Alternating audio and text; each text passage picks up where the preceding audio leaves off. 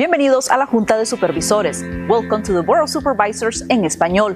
We want our Spanish-speaking residents to have more access to county government in their own language, and Spanish live translation can make that possible in person and remotely. Un grupo de intérpretes están en vivo en la reunión de la Junta de Supervisores traduciendo simultáneamente. Usted puede ver, escuchar y participar en persona o por internet de esta reunión los martes. For those who come in person and want to listen in, headsets are available at the Clerk of the Board reception. Aquellos que vienen y desean escuchar la reunión, tenemos disponibles audífonos en el vestíbulo de la oficina del secretario de la Junta. And for those who want to tune in, a Spanish live stream is available on RivCo.org. Aquellos que desean sintonizarnos pueden hacerlo a través del portal RivCo.org. Los intérpretes también están listos para traducir cualquier comentario del público en el podio o por teléfono. Interpreters are available and ready to translate any comments from the public at the podium or via phone. Board meeting agendas and minutes are published in Spanish on RivCo.org. Las agendas y minutos de la reunión de la Junta de Supervisores son publicadas en español en RivCo.org. Queremos saber de usted y que se entere de todo lo que pasa en el gobierno del condado de Riverside en su propio idioma. We want your participation in Riverside County Government.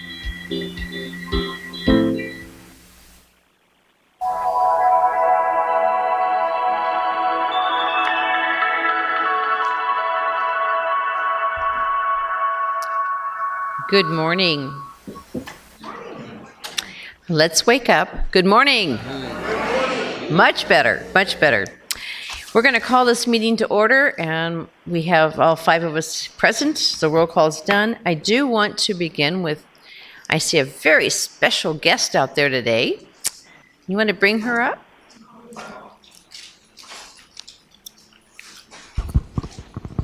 Right, good morning. Good morning, everybody.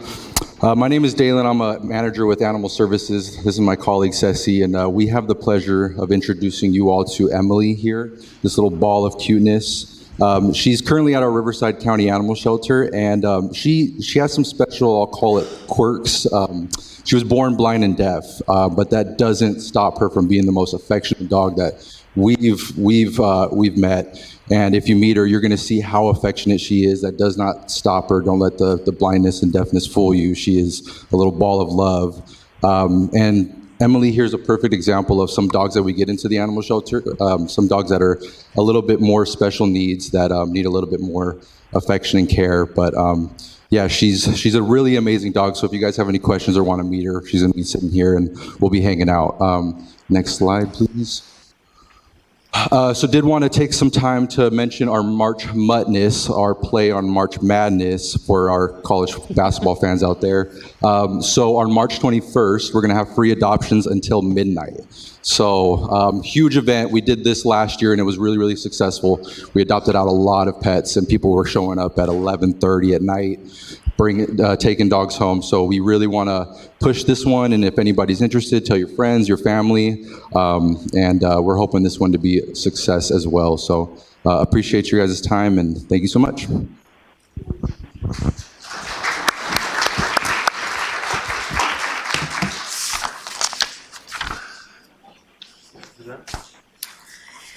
Okay, we will ask that Paula Webb give us our invocation this morning, followed by the Pledge of Allegiance by Michelle Paradise.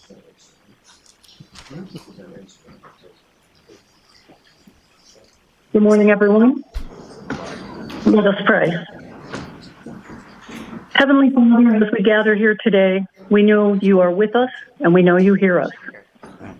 We ask that you give the Riverside County Board of Supervisors and everyone in attendance here your guidance and your unconditional love for all living creatures that you, Holy Father, have created. We pray to live as one in fellowship. We pray to live and respect all others by and through your grace and that you have shown us. We also ask for your blessings to keep this board focused on a path of enlightenment, love, acceptance, and grace as they have done so well so far. We ask that you heal those who seek to be healed. We ask that you enlighten those who seek your grace more notably than before. We thank you, God, for keeping all of us here today, the Riverside County Board of Supervisors, everyone in attendance, everyone remotely, in your heart, in the palm of your hands, and to keep us safe. We pray and ask this as your devoted children for today and all tomorrows. And so it is done. Amen.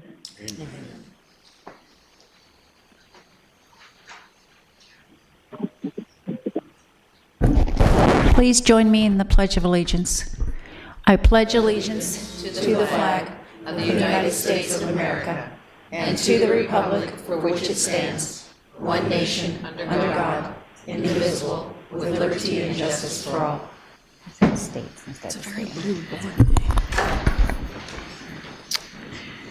And now we have a really exciting presentation. It's from the Department of Animal Services. If you can come up, and I don't want to give it away. I want you to share it all. We do the video first. All right, thank you, everybody. I'm Jackie Sharp from the department. I have Dalen and Damien with us, and we're super excited to share our Ironwood Prison program. So we're going to start with a video.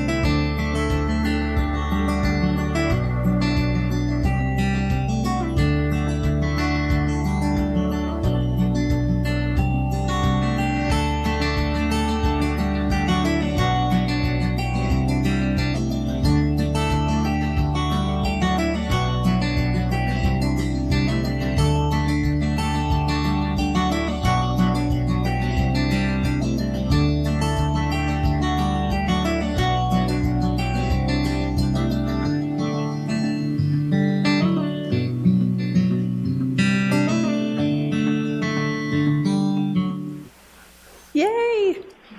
Is that exciting? Come on, are you guys excited? Oh, we're so excited. Got to collect our thoughts for a minute. We actually are happy because we're going to share our presentation, and then we actually have one of the deputies that made it all happen here with us today from the state of California. So just a little bit about Ironwood. It is a state penitentiary. It's 1,700 acres of state-owned property, so it's very large. They have over 3,000 incarcerated persons and over 1,000 employees. So our adoptions have been mostly so far from the staff and from the employees. And then our background, our former commander, Sisler, met with the deputy at Ironwood at a National Night Out event in Blythe, and Dalen and I went to the prison and met. It took us some time to get everything in order, and we actually met this dog, Belle, which is kind of special because we brought Emily for you today, and Miss Belle actually was a dog that they were already working with that had no eyes, that lost both of her eyes, and they were already working with a blind dog, so seemed fitting today. So it's a huge collaboration from the state and us working with the prison. You guys know we're in an overcapacity crisis with the animal shelters, and this program, we really wanted to focus on animals that had been in the shelter months that were not getting interest. And as most of you know, what's in the shelter is large dogs. So these guys were able to get this connection happening for us. Our first dogs went to the prison December 5th. And you can see many of them have been adopted already. We brought the second group right before Christmas, which was a very special moment for all of us to be able to give the biggest gift of connection and life-saving. And then our third group just went in February, and we're eagerly, group 4 will be going in the beginning of April. And this is just a great photo for us to share because Buster Buster had been in the shelter for a long time, and this was within an hour of being at the prison. He was feeling love and connection, and you can see that, and he was adopted by an employee within 24 hours. So super special. We actually have a hot off the press number because we're actually at 13 dogs that have been adopted since we submitted this. So pretty exciting. And the Ironwood staff and the warden have agreed we're scaling to 80 dogs, and we're rapidly going to keep adding dogs each month as they get ready for that. And why this matters is it's about adoption readiness, right? The dogs are at our shelters, they're ready to be adopted, but people we think are overwhelmed. When they come to the shelter, there's hundreds of dogs. They're crowded in their kennels, and they're not getting to have that meaningful connection. So by these videos and the foster love that these handlers are able to provide, it's really giving the dogs a showcase. It's giving them an opportunity to show who they really are, and it's been working. The adoption readiness part of this is huge because that's how we're going to showcase these dogs. We've had them for months and they've had no interest.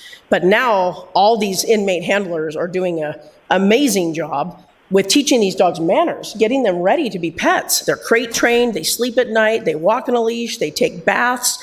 All of their basic needs have been met, and now they have connection. They're not just a dog in a crowded shelter. Now they're connected to a person who cares for them and can speak to them.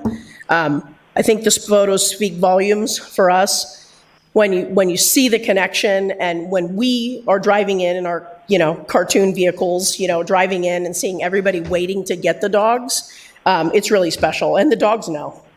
They know something is happening. And it's a cute smile on Eddie there, meeting his handlers. So all adoptions are free. We've created a special website through our DAS website that is for Ironwood only. They have their own wish list that's curated by the deputies for supplies that they need actually at the prison, and we encourage you to check that out. And that's it. So thank you. Can you put that slide back up with the donation link? Yeah, it's the last one. There you go. Thank you. I have in the queue Supervisor Medina. Just wanted to say thank you for the presentation. What a great program it is. Win-win for the inmates For sure. and the dogs that go there. And great to see how many dogs are adopted out of it. Is there an average stay for the dogs? Do they come back if they're not adopted? How does that work? Yeah, so great question. So the dogs are actually allowed to stay there. They don't have to come back. So we do have dogs from our first group that are still there. We're actually, in the next week, going to be doing our first meet and greet with the public. So far, all the dogs have been adopted through the incarcerated person's families and their connections, or through the Ironwood staff. So in the next week, we'll be doing meet and greets with the public, and that will be at the state penitentiary in Blythe. So we're pretty excited about that because we feel like the families that are committed to making that connection, they're meeting us in Blythe. So even better. Yeah. Again, just a great program, and thank you for the work that you're doing. Thank you, sir. Supervisor Perez. Thank you, Madam Chair. So appreciate, obviously, the great work that you're doing here, as well as I think now over the course of maybe, 2 years. Obviously, in the past, we've had struggles, but not to say that we were never interested in ensuring that we take care of our pets. But I do know that we've totally boosted up our efforts to another level. Unfortunately, people don't see it. Not everyone sees it that way. And although there's been a lot of good work done and maybe even some media efforts, people are still angry. And I'm not exactly sure there's anything that we can do anymore. I consistently receive posts, for example, from individuals that do live in my district that state that that I'm being negligent, that we're being negligent, and that to the point that I even work with folks that they didn't want to take lead in these efforts, and that our shelter system is totally at fault. It's totally wrong. And they still state that we're killing the most animals in the country. And I don't know where they get their data, their numbers. But I do think, though, that we should be considering on one front, regardless of what they think, everything we can to maybe launch a campaign in which we've discussed in the past to figure out how we can grow our shelter system. You know, obviously I would advocate for my district, but obviously I'm sure that I got colleagues that like to see that happening in their district as well.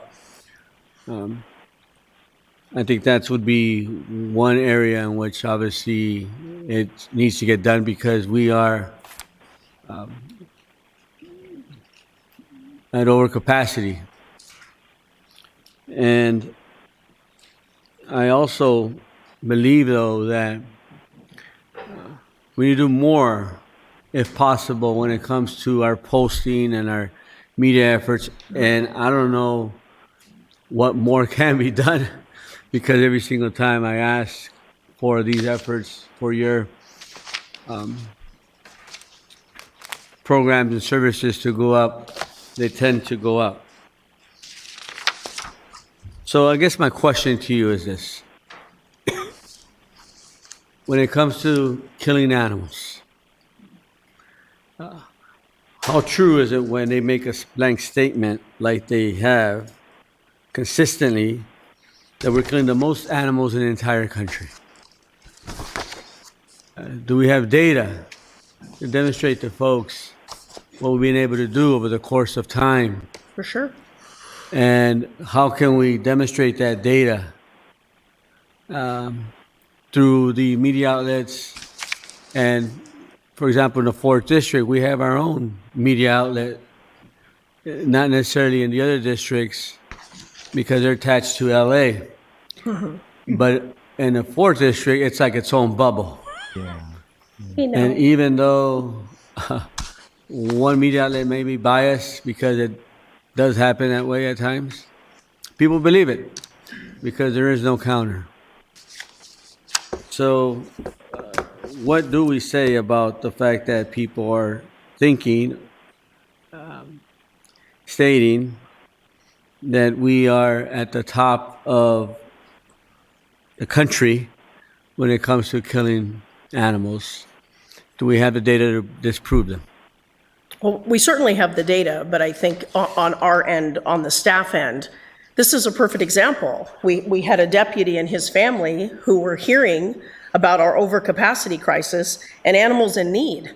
And they created a program and they came to us. We didn't approach the prison. They came to us and said, we have people and we have space. And that is what I would say to any of these people that keep coming forward and really are after us. Join us, help us. We're in a prison because this one deputy and his family said we can save lives. That's huge. He did it. And now we're going to scale up to 80 dogs. And it's going to be more and more as they get adopted. So I think the opportunity is there for people to join us. And there's lots of things that we can do. But we need community support. They need to come and help us and create programs like this, like they did, to bring dogs to the prison.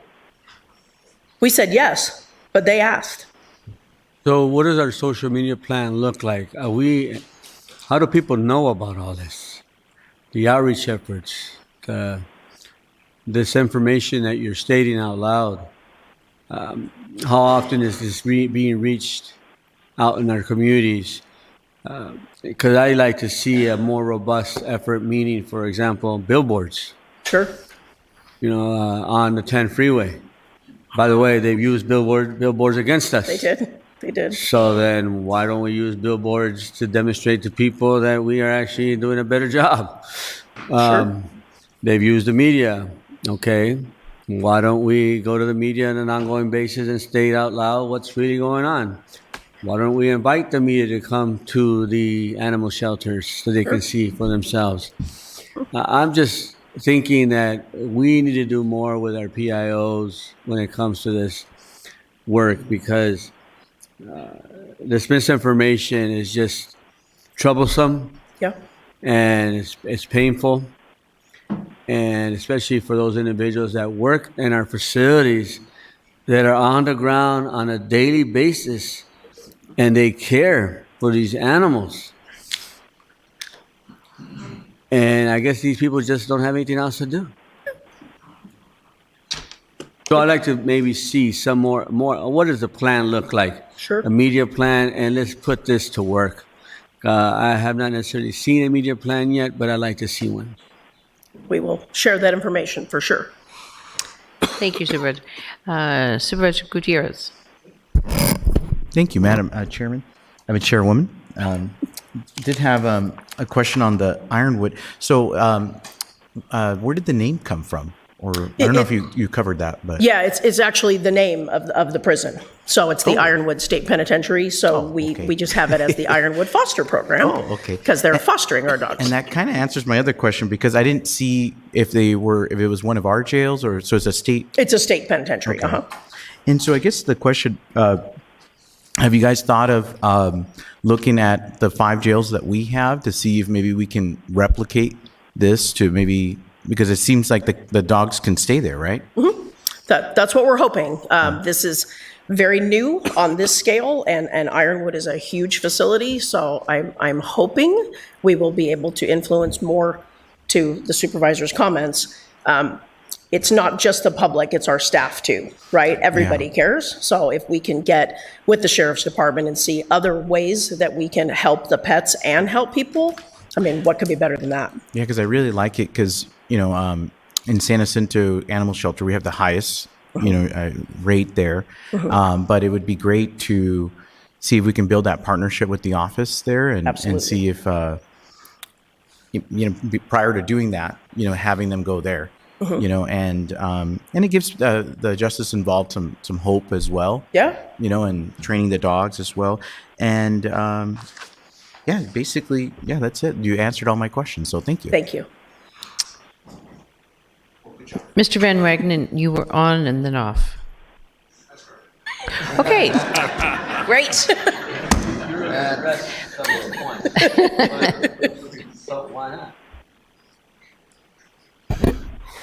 You can put me back on again, Supervisor. One, I wanted to highlight the fact that our director, Mary Martin, is present in the audience, and we can certainly bring her up to answer any questions. I appreciate Jackie's efforts to address the issues. Specifically as it relates to sharing the information, Supervisor Perez, we can always do better. Our message needs to get to where all of the eyes, all of the ears, all of the hearts are of all members of our community. I will also share that some folks just can't be reached, literally or figuratively. I have Google alerts, as you can imagine, on our efforts of the Department of Animal Services, and there are articles every day about the good work being done by our Department of Animal Services, often in conjunction with community partners. And often, Supervisor, the media reports I get are from the Coachella Valley, different media outlets across the valley, both print and television media outlets. So that's the good news. The reality is we will continue to try and push that message. I think what we saw today, just the 3 items we talked about this morning with Animal Services, are good examples of good programs being shared. For more than a year, we've brought a dog to this board meeting to get adopted out, not just by the folks in this room, but in this building and across our community. You've heard about now the 2nd annual March Madness. Again, another great opportunity. We're hearing now about this Ironwood Foster Program. Great things going on. And I will also say this board challenged the Department of Animal Services and the county to increase our live release rate. This board set a target of a 90% live release rate. As of this morning and every morning, the Department of Animal Services shares our latest numbers with a number of local leaders, but also puts on our website. I can tell you that the fiscal year to date live release rate in Riverside County for both cats and dogs is 80.37%. That means we are saving 8 out of 10 pets that come into our shelters. Our goal is 9 out of 10. Certainly we're not there yet, but we're at 8 out of 10 today. I will also share that as of today's numbers, today's stat sheet, we have 3,700 dogs and cats and others that are currently being fostered by families and individuals in our community. So those are things that we are certainly proud of, and I will, speaking out of both sides, both congratulate Animal Services on getting the message out and echo that we can certainly do more. Additionally, Supervisor, we had a meeting yesterday about shelter capacity issues and potential ways to solve those problems. And we will be bringing an item to the Animal Services ad hoc about a working group to really push further on that. To be even more blunt about it, do we need more shelters or more kennels? Or do we need to continue to put efforts out in getting the animals that we have back into loving homes? One of the challenges of our current shelter system, and you know this well, Supervisor, because you've spent a lot of time at our shelters and a lot of time studying this issue and with the people actually doing the work. Our challenge are large animals that stay an extended period of time in our shelter, right? A relatively small number of animals takes up the greatest percentage of our kennel days. And if we were to add a number of kennels, which is something we are considering and we'll be presenting at a future date, the likelihood is that we'll have more large animals that fill up those kennels, and within a very short period of time, we'll be again at max capacity. So those are the things that, again, the ad hoc that this board created a couple of years back has done amazing work. Animal Services has done work in partnership with our community members and consultant, and we continue to do that work. But we are not flying the mission accomplished banner, right? The work is not over, it doesn't end, and we will continue to work in trying to get that message out more frequently. Supervisor Gutierrez, just briefly on the potential of expanding the Ironwood program to a local jail facility. We will certainly take a look at it, but I do want to just offer one caution. State prison is a different environment physically than our local jails. As you saw from those pictures, there are a number of different programs that are offered at state prison where individuals are out of the physical confined space and they're actually outdoors. You saw pictures of that. We do not have that available in our local jails. And so that is another issue where we would potentially, it may be an apples to oranges comparison, but certainly we'll take a look at it. But that's all I have, unless I don't see our director standing up. So I will say thank you and step back. Did you turn yourself back on? Mary, I have a question for you. Why don't you come up? And everybody who's wondering who Mary is that we keep pointing to. When is the largest time of year that the shelter receives the most animals? We're coming into it right now. And it's really more to do with cats and kittens. This is kitten season. It's very sunshine dependent and warm weather dependent. So the kittens will start flooding in the coming days and weeks. Right? It's coming. It's coming. It's coming. So we don't have for dogs. There's not a certain. There is some. When we see end of school year and people moving, there seems to be a flurry. Moving and vacations, yeah. Yeah.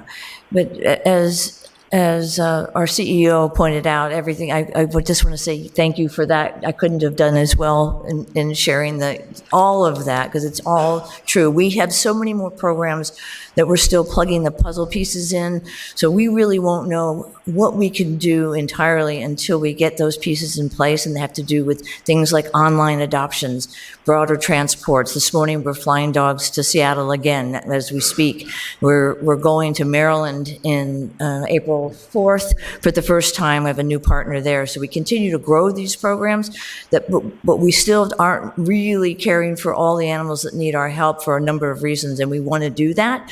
So it's just, as Jeff said, this is going to be a work in progress, and we will continue to push hard to hit that 90% or better. And some days, I do want to add one thing. I think it's important, too, for everyone to understand when we put the cats and dogs together, it actually hurts our overall live release rate, because with kitties, we don't take in healthy cats. So we only take in injured, ill, and underage. Yeah. And so those numbers will always be lower because they're the most vulnerable of the pets. But if you look at what we're doing with dogs, that is well into the 80s and into the 90s on many days. So I think there's been a lot of incredible work by these guys. They can feel my fingertips on their back all the time, bless them. But they've been creative and wonderful. And I hope people are proud of the work that we're doing. I hope those that are here in the audience and those that are watching will think a little more carefully if you know of somebody or yourself that would love a cute little pet, and those that maybe don't want a pet but can certainly donate. And that was why I asked to put the link back up there. So again, it's why don't you say the link? It's Riverside County Department of Animal, rcdas.org/ that's Ironwood. Yeah. Okay. So we're hope that some of you will step up. Thank you all so much. Thank you so much. Okay. Now we have an update from the clerk of the board. There are no additions or deletions. Under corrections, item 1.4 is in District 1.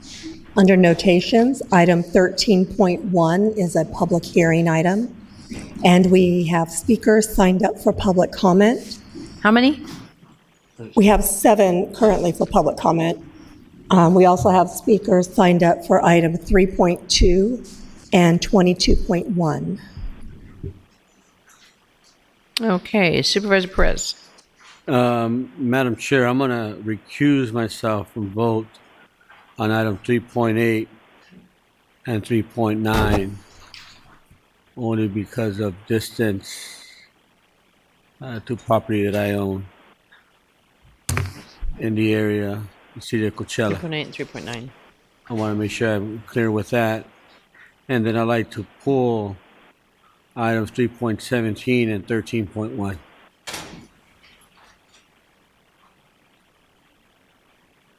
Okay, 13.1 is a public hearing, so 3.8, 3.9, Yeah, you're recusing, and myself from voting. 3.17 and 13.1. Right. Thank you. I'm going to pull 3.3. Sorry, Jeff.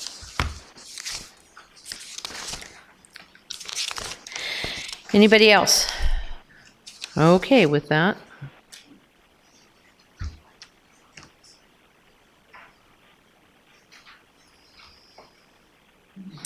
Okay. So we will begin with 3.2. Jasmine Rogers.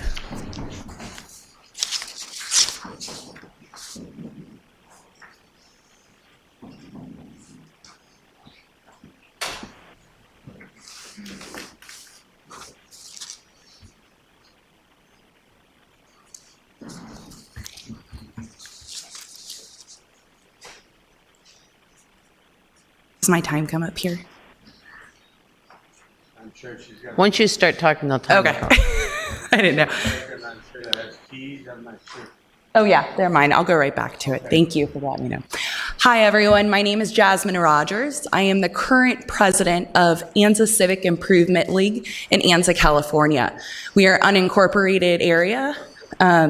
Most of you know us, Mr. Chuck Washington does for sure. I am here today to explain just a little bit of what Anza Civic Improvement League is. We are a nonprofit schoolhouse historic building minor park. It is the only park in Anza, in Awanga, and surrounding areas. We are not a public park. We are a private park to the public, ran by a board of directors. We are based completely on donations and fundraising. With this, it is a schoolhouse built in 1893. We take historic, it is a first schoolhouse in the area that was for our natives and for our local people.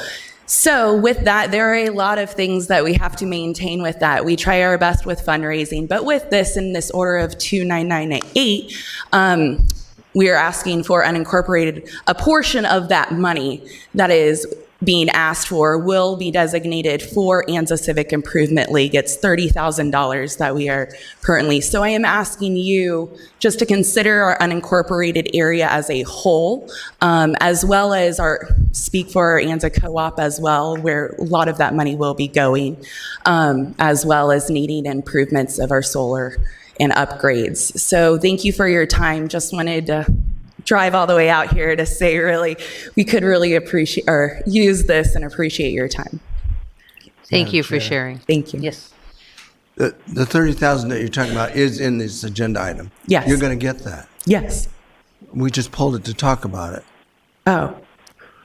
I guess you. I thought there was a vote. Did it already We're going to vote? vote when you're done. Right. So I was just making a little impact on that vote.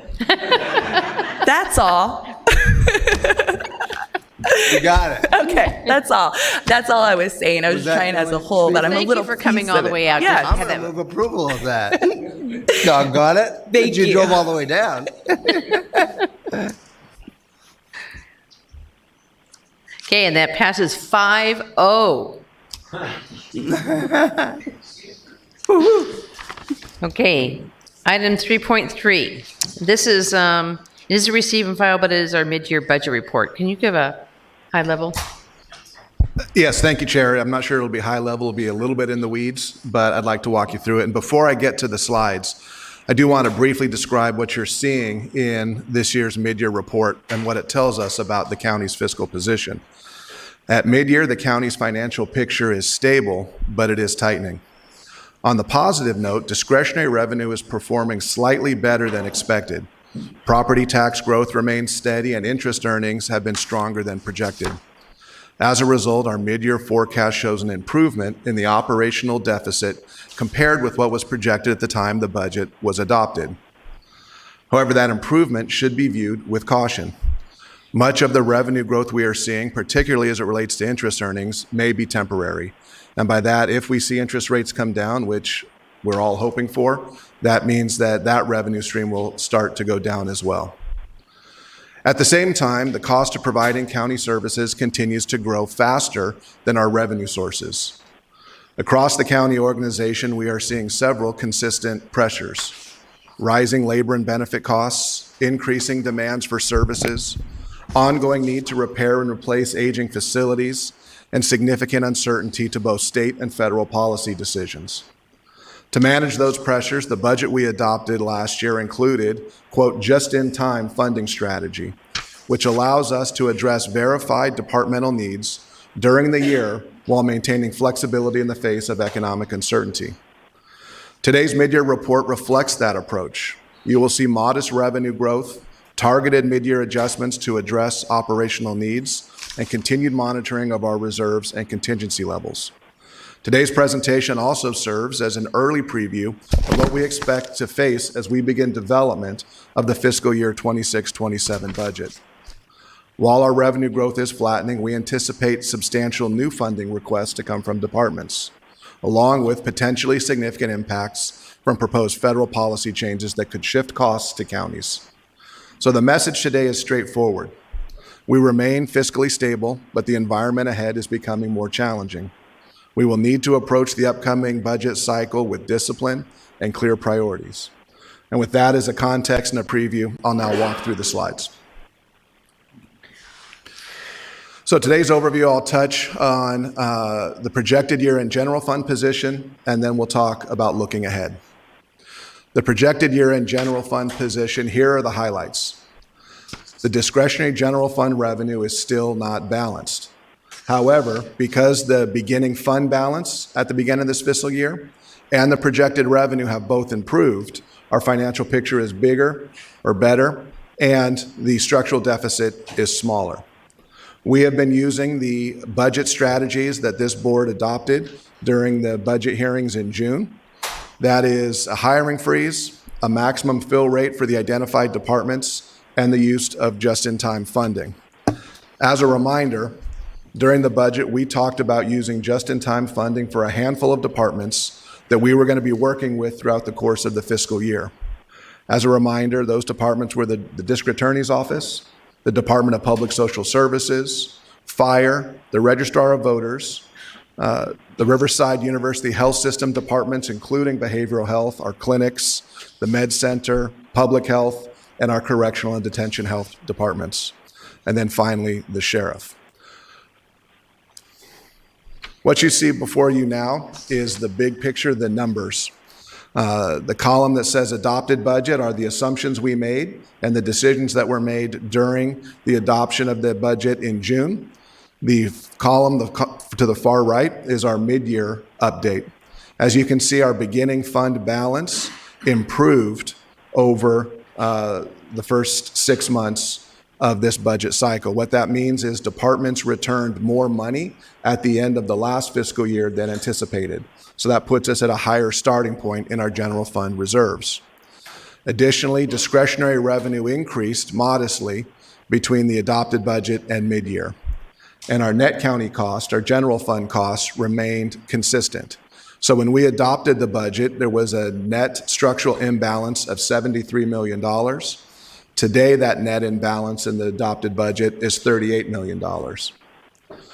Additionally, as I just referenced, the board approved the just-in-time funding strategy, which is to fund those departments I just listed at different points throughout the year. This is the first effort to fund those departments as needed. We anticipate another need to support those departments with just-in-time funding at the third quarter report, and again, potentially at the year-end cleanup. So far, the strategy is working. I'll give a couple examples here. One, the Registrar of Voters initially thought that they were going to need $15 million in just-in-time funding. That number is now $9 million. The Department of Public Social Services thought they would need $41 million. That number is now 10, 5 of which we are funding at this point. So what does that mean? That means that even with the use of just-in-time funding, our projected year-end reserves, at least at mid-year, are higher than what they were projected at the time that we adopted the budget. When we talk about the increase in discretionary revenue, this chart shows specifically the revenue line items and what those increases are, and in some cases, the decreases, so that you see an overall increase from the time that we adopted the budget to this mid-year projection, an increase of $35 million. I want to highlight the interest earnings aspect because that shows a 30% increase from adopted to mid-year, and that is something that I want us to be cautious of, because oftentimes we like to keep, as not just the county, but certainly for our residents, interest rates to be low because that unlocks other opportunities for our residents. But when the interest rates are high, it means additional revenue to support ongoing activities. One area that we wanted to highlight that we are not seeing an increase in revenue is the Prop 172 public safety sales tax. We have stayed flat in that space for the last several years at approximately $300 million. We, based on the advice and consultation of our experts and partners, we set that target for the adopted budget at $302.5 million. Sales tax receipts are now trending to $297.8 million, a variance of $4 million. Contingency, this board reviews contingency at different meetings across the year when unexpected costs arise. So far, our contingency number is holding at $15.7 million as of mid-year. We do know also, though, that those pressures will continue, and we will have requests for contingency funding likely to exceed the $15 million, which means that we will have to deny certain requests for contingency funding. Now looking ahead. The pressures that you see on the screen before you now are the same pressures that we've been talking about for as long as I have been in this role. And it's something that we continue to work through, and it's something that counties, cities, the state, the federal government, and even our households of our residents are going through. Rising costs and flattening revenue. It is continuing to prove difficult to prove the economic forecast. Every day brings new news, and it's difficult to try and see where the trends are headed. As indicated, we have increasing demand for services. We have aging buildings that need services. By way of one example is in this building, we have elevators that have not been replaced since the building was built. And as a result, we are seeing those break down with increasing frequency, so we are working to bring forward to the board replacing those elevators, but again, that comes at a cost. Also, visionary capital improvement projects are coming online, and those have an impact on our funding. By way of example, the Department of Behavioral Health has done amazing work in drawing down grant funds from the state of California. And as a reminder, behavioral health has drawn down more funds for Riverside County than the rest of the state combined in many of these areas, or any of the other counties combined. As a result, we are seeing things like the Wellness Village in Mead Valley, the expansion of our emergency department, the wellness center, and growth at our medical center campus in Moreno Valley, investments on the campus to provide additional youth behavioral health beds.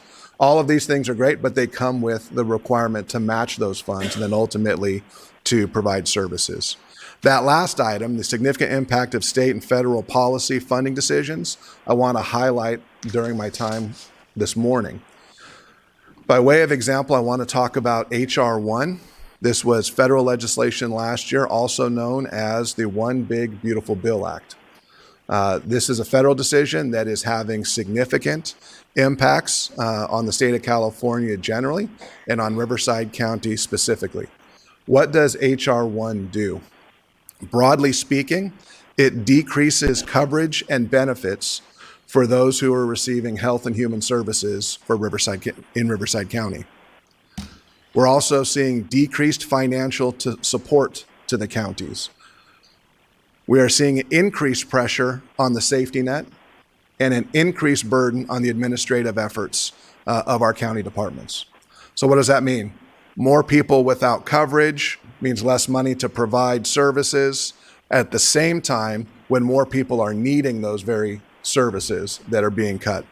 And the administrative burden, again, some of the different rule changes and requirement changes are, by one estimate, we could see, for example, an increase of approximately 350,000 touches by our departments in the effort to re-enroll more frequently people in programs. Specifically as it relates to the health system, once fully implemented, we could see a significant reduction in revenue. An estimate on the low end is $280 million of lost revenue. On the high end, it's $456 million. In all likelihood, we know it'll be somewhere in between, but that is lost revenue for our health system. What does that mean? Well, we don't have enough money to backfill that lost revenue, so we would see a significant reduction in access to care, specialty care, and bed days. That could impact on the low end 57,000 patients up to 100,000. Be a loss of visits, a loss of bed days in our facilities. Additionally, we will see the significant increase in the number of patients being served in our MISP program. MISP is the Medically Indigent Services Program that the county provides to those individuals who need health care, emergency health care, who do not qualify for Medi-Cal. Over the last 10 to 15 years, we have seen the number of patients served in the MISP program fall because with the Affordable Care Act and with other changes made at the state and federal level, more individuals became eligible for Medi-Cal. As a result, those patients were not in our MISP program, they were covered with Medi-Cal. Concurrent with that, we increased the level of service that we were providing to patients in the MISP program to mirror those services that patients were being offered under Medi-Cal. As we are going to see an increasing number of individuals fall out of the Medi-Cal program, necessarily we are going to see individuals increased use of the MISP program. And we're going to see an increase potentially of 70 to 80 or to $180 million annually in that specific program. To limit those costs, to cap some of those costs, we may have to come back to the Board of Supervisors and revisit what services are provided in our MISP program. This county is proud of the services we provide to the medically indigent, but with the increased number of individuals, we provide currently much more care than is required under the government code. We may have to go back and revisit those issues in a difficult discussion. What does all this mean as it relates to the impact to the health system? Primary care, specialty care utilization decreases. Chronic diseases go unmanaged. Care shifts from preventive care or maintenance care to emergency departments. That means we're going to see avoidable admissions increase. We're going to see a greater backlog in our emergency departments. Post-acute placements become more difficult and increased length of stay and associated costs. And then ultimately, poor follow-up care will start the cycle over again. What about HR1 impacts to our social services? One area that we're seeing an impact is on administrative funding related to CalFresh. The ratio changed from the federal government paying 50% of the costs, 35% by the state, and 15% by counties, to now the federal government's paying 25%, the state's paying 52.5%, and the counties are paying 22.5%. What does that mean in actual dollars? It means the potential increase of $9 million a year to the county to draw down those matching funds, $30.7 million in state and federal dollars. What's that mean? If we don't have the $9 million to spend, we don't get to draw down the $30.7 million. And if we aren't unable to do that, potentially we could lose the equivalent of 269 full-time employees. We could see an increase in caseloads of 120%. And also, fewer people doing more work could result in an increase in our error rate, which becomes important because another factor related to HR1 is how the state pays the error rate penalty. Under HR1, the cost shifts for paying the penalty from the federal to a state responsibility. As the error rate grows, the state's financial liability grows. At this point, it's uncertain how the state will shift those costs to the counties. Will it be based on local error rates, or it will be based on participation? As in, if you have more people in the program, even if you have a lower error rate, could the penalty cost still go up? Today, in Riverside County, our error rate is 5.12%, which is better than the state average. If we are going to see potentially the state shift that burden on paying the liability to the counties, we could see as much as a $7.8 million increase for every percentage increase in the error rate. So what does that mean for us as we look ahead? First of all, we are trying to understand the financial need to support our current operations.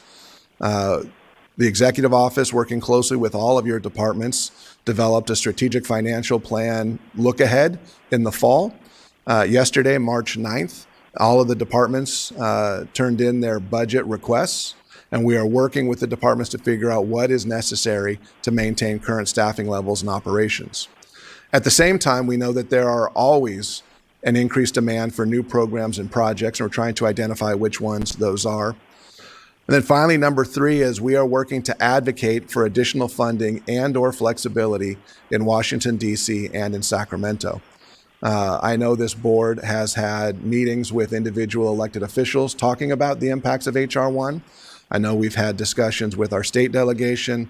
I know that there was discussion in Washington, D.C. a couple of weeks back. We are also planning on a repeat trip up to Sacramento to provide additional information. We are working closely with the California State Association of Counties, CSAC, to identify what the quote-unquote fix is across the state for this issue. So we're working closely with CSAC. We're also working closely with the Urban Counties of California, UCC, to identify what, if any, specific needs the large urban counties have, that we can again support that.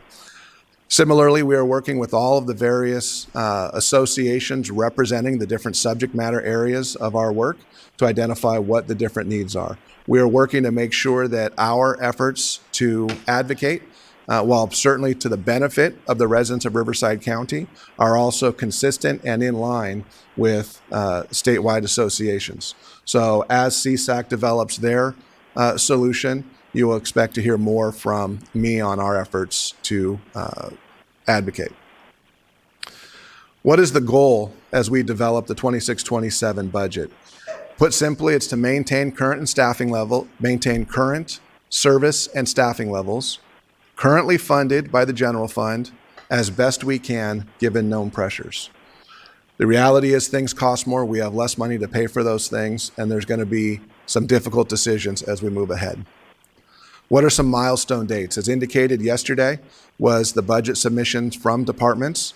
In April, we have 5 in-person community budget workshops scheduled in each of your districts that are already on your calendars. Those dates will be made public very soon. On June 2nd, we will have the third quarter report for the current fiscal year budget. June 8th, and if necessary, June 9th, are our budget hearings, and budget adoption on June 23rd. So that is my presentation on the mid-year report. It was not high level, Supervisor Spiegel, but hopefully it wasn't too deep. And with that, I will answer any questions. Supervisor Perez, are you in the queue? No, but I guess I can. Take it away. Just very quickly, thank you for that, Jeff. One of the things that I recently received as a concern was, obviously there are many entities right now that are working on HR 1, and CSAC is trying to keep it together, if you will, with these different groups. I understand that you have a group, CDWAR, I think is one. I'm not sure if I'm saying that correctly, but I don't even know who that is. But nonetheless, so that's one. And then obviously UCC, Urban Counties, is also working on an effort, but it seems like UCC is actually working with CSAC more so than the other group that I just mentioned, CDWAR. And unfortunately, folks, I don't even know what that stands for. And then there's a few others. I guess my point, though, is that they're trying to make sure that there's a single message, if you will, by all the counties in the state of California when we talk about HR 1, and not approach it from one angle that's going to be specific to one county versus trying to make sure that we approach it by looking at all the different areas of concern in which all counties can sign on to in order for us to advocate for funding.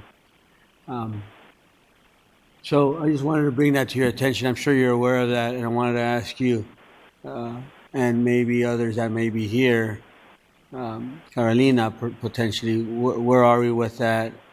I know Graham's on top of that as our representative, but he reached out to me just letting me know that be thoughtful about that and keep an eye out. Thank you for that. Thank you for that, Supervisor. Short answer, we are working very closely with CSAC, very closely with UCC. Carolina Herrera and Jeff Green are having, at a minimum, weekly, but more often daily conversations on this topic with our partners. The group that you're referring to is the California Welfare Directors Association, CWDA, and they represent, unsurprisingly, the welfare directors in the state of California, of which, for example, DPSS is a member of that group. So we have a number of different associations that are advocating to make sure that their members, which include our departments, are being taken care of. But at the county level, we have to see things as an enterprise level across the whole organization.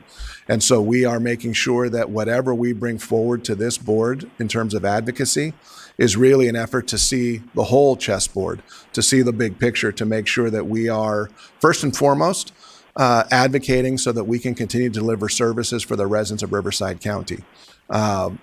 Much more often than not, we are aligned with CSAC in that effort, and we anticipate this will be one of them. I think what you saw, Supervisor, with the letter from CWDA is an effort by a group that was maybe not seeing some action yet and was getting nervous and didn't want there to be a vacuum and no action taken. But my understanding is that CSAC will have a proposed solution to this issue in the next 2 weeks. I will also say that last week, CSAC organized an education day for members of the governor's administration and the state legislature that include a number of supervisors from across the state, as well as representatives from the various associations and at least 2 county executive officers. And those meetings, the message so far has been clear. The federal government changed this law, made HR 1. It is a state responsibility to fix or mitigate the damage caused by that bill. It is not a local county general fund fix. So that has been the message that has been communicated to our legislators and to the governor's office. What exactly that looks like remains to be seen. So we are providing as much information both to CSAC and to UCC, but also to all the different associations and to our state delegation to make sure they're well aware. But we will then, once we understand what UCC and CSAC are proposing, we'll come back and get approval to continue to advocate for those as well. So yeah, we're on it. I would say that I have a discussion about HR 1 at least 4 days a week in some manner or capacity. Well, you have many more than I do. But I wanted to ask you as well, and this is maybe for later. I did ask our UHS for a briefing on this front and a few others, but you know, at the end of the day, I guess it's the federal government that wants to make these cuts because they want to save money. But the way I see it, it's not going to save money. It's going to cost us more. And not only in the short term, but in the long term, it's going to cost society more. And I just don't understand the rationale behind it. You know, ultimately, at the end of the day, we're all going to have to pay for it, whether it's going to be with someone that you may know, their life, or the fact that they have lack of access, or not being able to see specialty care or what have you. And so I just don't understand the rationale or the thinking behind any of this. But nonetheless, so that's neither here nor there. I do think that there should be some sort of cost-benefit analysis from our point of view as to what truly this is going to cost us by having to go through these cuts that they're asking us to do. And obviously, that's why we have to advocate. And I'm wondering if we actually do have something like that already put together, just so that we can look at the numbers. Yeah. We do, and what I presented this morning, I didn't read it each line of the slides, but I do have on the slides our description at a high level of what those impacts are. Additionally, Supervisor, I wanted to take an opportunity to talk about another avenue of advocacy that we are pursuing. Certainly, when funding is cut by the federal government or by the state, we have to figure out, do we supplement that funding locally or do we cut services? But there's also an additional aspect that we are pursuing, and it's related to our efforts around RivCo 1. Can we do things differently locally that will relieve some of the burden of these changes in the law? By way of example, one of the impacts of HR 1 is that individuals have to re-enroll for services every 6 months instead of every year. So at a very real level, that simply doubles the workload of county staff. And it's for all the different programs. So what we are looking at, we've made presentations already to a couple of our federal representatives. We'll do some more with the state representatives, and we'll be presenting in a venue next week as well.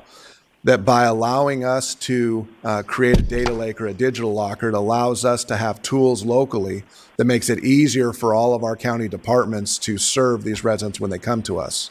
That if we can cut some of the strings to allow the silos to come down, the reality is that we will be able to hopefully meet some of that extra need without additional funding or additional staff. Supervisor Gutierrez. Okay, thank you, Madam Chair. I did have a question or a few little questions on this one. Honestly, I didn't, our agenda is sometimes so packed with so many things. I didn't see this item, so I apologize. I didn't do some research on it. But in terms of these, if you go back to that one slide where it shows the budget adjustments, I think it totaled 57 million that were. Can you go back to one of the slides on the different? I thought it was different departments. Okay, yeah, that one. Okay, thank you. So a question I had is because again, these are budget adjustments. That hey, we discovered we have more money, and now we're going to allocate this money to various departments. Because that's what this item's about. So my question is, when do these is there like a time period that these departments put in these requests to your office? Is it like, because right now we're in March, is it like in December or January? So what, I'm going to try and I understand where you're going, but correct me along the way. So when departments submit their budget, and they do that in early March, we then work with the departments over the course of March and April. We have the community budget workshops. We then develop a recommended budget and present that to the Board of Supervisors in June, and the board adopts that. So when the departments submit their budgets to us, some departments submit balanced, some submit out of balance. Some we're able to fund in the budget, some the board is able to offer additional funding for augmentation. This year was the just-in-time funding where we knew that the departments I listed were not getting all the funds they needed in the budget, and we would be working with them over the course of the year to supplement their budgets as necessary. Oh, okay. So when we talk about when departments submit those requests, they submit it when they submit the mid-year, their mid-year updates. They'll submit it when they do their third quarter updates, and then also at year end. So like in January or February? It depends. Different reports are submitted at different times. So mid-year, they submit in January. We met with those departments through January and February, and then the allocation of those funds is in this mid-year report. I anticipate that we will get the third quarter report from departments in April. We'll be meeting with them, and then we'll be back again at the third quarter report on June 2nd. Thank you, Jeff, for that. And it may be in the packet here, but maybe the one that I have doesn't have it. Maybe we didn't print it correctly. But in the past, there used to be, I remember. So we're allocating this money for each of the departments, but like specific projects or things like that. But I'm not seeing it in my binder, but I don't know if it's in here somewhere. Yeah, I don't know what binder you have, but I can tell you in the report, under the recommendations for each of the departments, it'll specifically say what it's for. Oh, and so, for example, okay. So then it wasn't printed on mine. So, okay, I appreciate. This is all part of that. Okay, I appreciate it. Okay, thank you. Well, I hope most of you found that rather interesting. Some of you look like you were lost. Some of us up here are lost sometimes. A lot of moving pieces. And so when people ask things, how's it going? And it is very challenging because what happens in the state and federal, people don't realize, dramatically affects us down here. And one of the sheets that showed 41% of what we were going to get, from the state, were negative 41% of the funding we were supposed to get in one area. I mean, those are the kind of things that really put us at odds with the state, and just is very challenging. And I'm curious, Mr. Medina, did you understand all this? You had spent so much time in Sacramento. I know it took a few years for Manny to understand it. It is a domino effect, and we are the last man standing or laying. Hopefully we're standing. Well, I very much see how decisions both in the federal government and the state government affect us down here at the local level. Yeah. So I do want something we've already voted on, and I just want to call on Mr. Kent. I know we've already voted on it, but let's get some good news. We didn't, sometimes we bring things up to do the bad news. People always ask, government employees get pensions. Well, we've got some good news on the work done by Mr. Kent and his leadership and his team. So why don't you share briefly on that? Thank you, Chair Spiegel. I certainly cannot take credit. The credit is due to largely CalPERS investment returns. And when we're talking about the park report, for the period ended June 30, 2024, that preliminary investment return. Paul, could you pull up the slide, the brief presentation? Next page, please. Next page. So you'll see to the far right there, Previous slide, sorry. To the far right there, you'll see that 9.3% investment return. That is figured into our funded status moving higher, a higher market value of assets, as well as a lower unfunded liability. Now, that was, again, for the period ended June 30, 2024. The news we received got a little bit better for the period ended June 30, 2025, and that shows up in the next slide. So you'll see that column that states actual, and then the projected column. So with this projected column, the preliminary investment return, again, was 11.6%. So you'll see the funded status on a gross basis moving higher from the 77.3. So this time next year with this report, you should expect to see something close to that number. It will not be exact for a few different reasons, as well as the net funded status moving from 73.3 to 77.9. So just as a reminder, the board's policy B25 states desired funded status of 80% or better. So we are moving closer and closer, and we expect to exceed that number. So that is the good news, and thank you for remembering that, Supervisor. One other thing I'd like to highlight here is, as is highlighted in the yellow footnote number 3, the board's decision back in 2020, and in fact going further back into 2016, decided it was a good idea to start funding and setting aside reserves specifically for the unfunded liability, and also to help address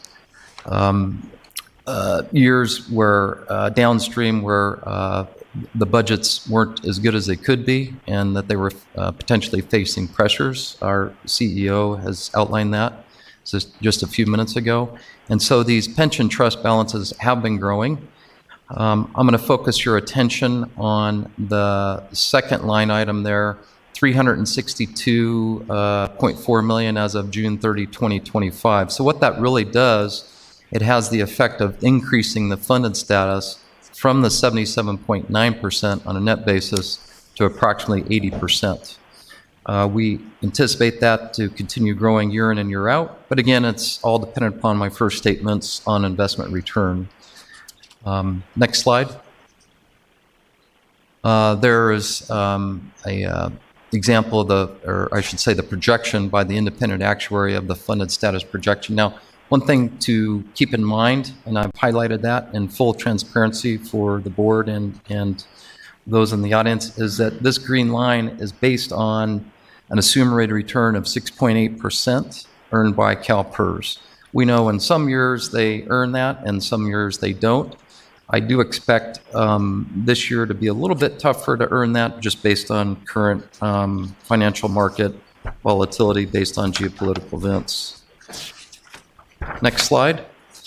At the end of the day, the impact, going back to the county's budget, there is a positive impact here in that you see that green line, which is the total contribution rate by the employer, the county, for both the miscellaneous safety plan flattening out.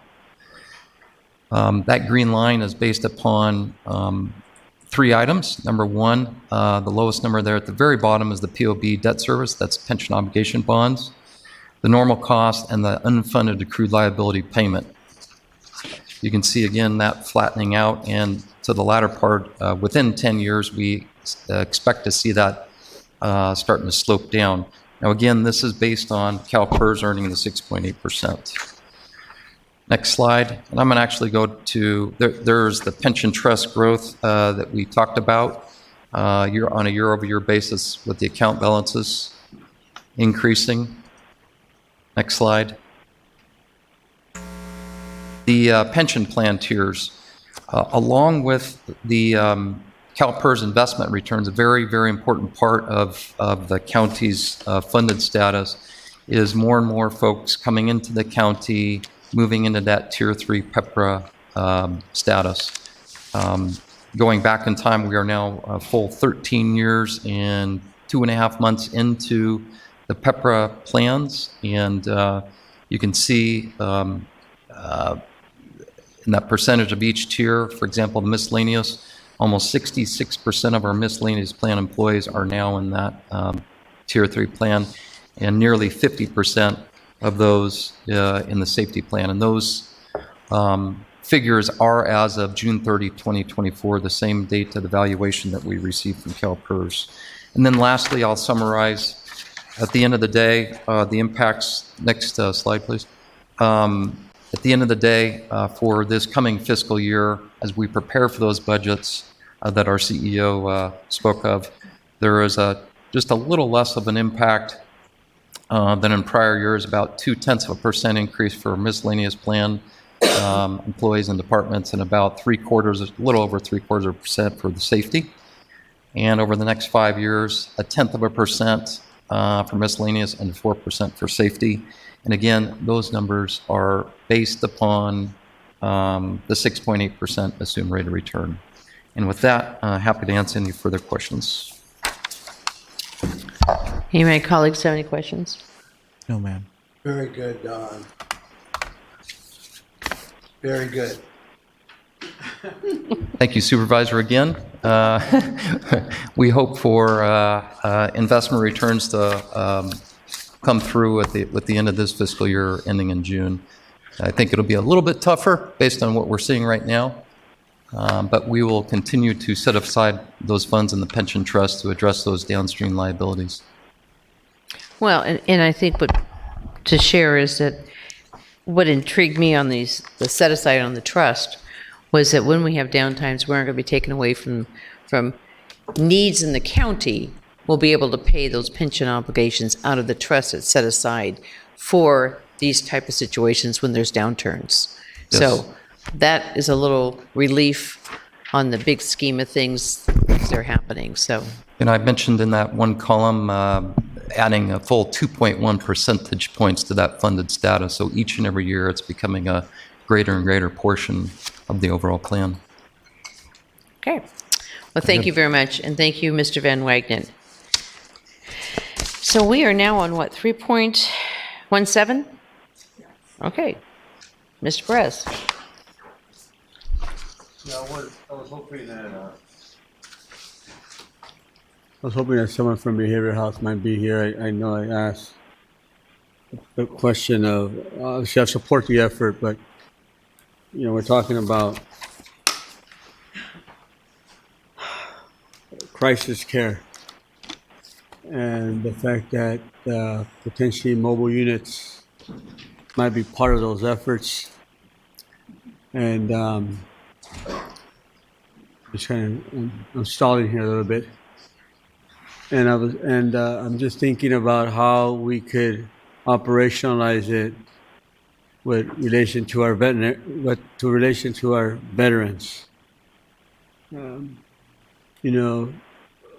Some time ago we discussed the point of maybe one day being able to have men's circles or veteran circles, if you will.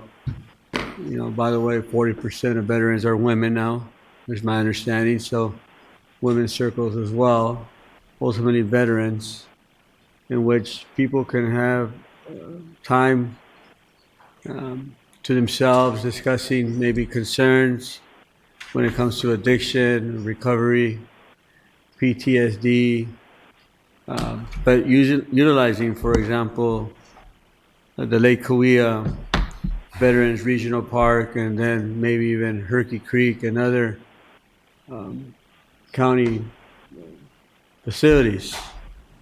And I just thought that this might lend itself to that type of conversation.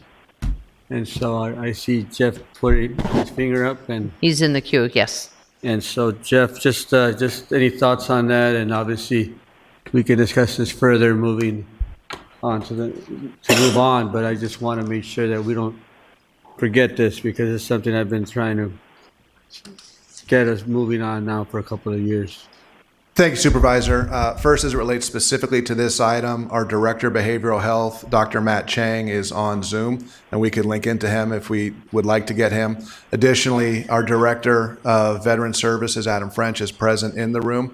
Specifically as it relates to the outreach for veterans, This was an issue that you raised in your comments last week. And last week, we had the executive office met with the Department of Behavioral Health, the Department of Veteran Services, and our Parks and Open Space District to develop the beginnings of a plan to try and meet the need of different resources, behavioral health resources, for our veterans in a manner and fashion that they can take advantage of those services. And certainly mobile units are one aspect of it. But I don't want to go too far. I think I can refer to Dr. Chang, and he can answer specific questions on this item.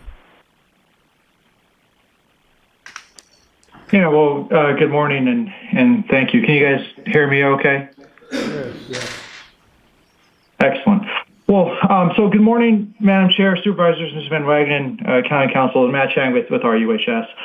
The item before you is DHCS Standard Agreement 25-50297. It's a $0 agreement that allows us to continue using county-owned vehicles for crisis care mobile units through June 30, 2031. But I did, kind of the points being raised, want to give you the bigger picture of why this matters. As I mentioned before COVID, Riverside County had 15 mobile crisis teams. Today, those teams are up to around 50. And that growth didn't happen by accident. It is the result of a deliberate, sustained strategy to build out a true crisis continuum across this county.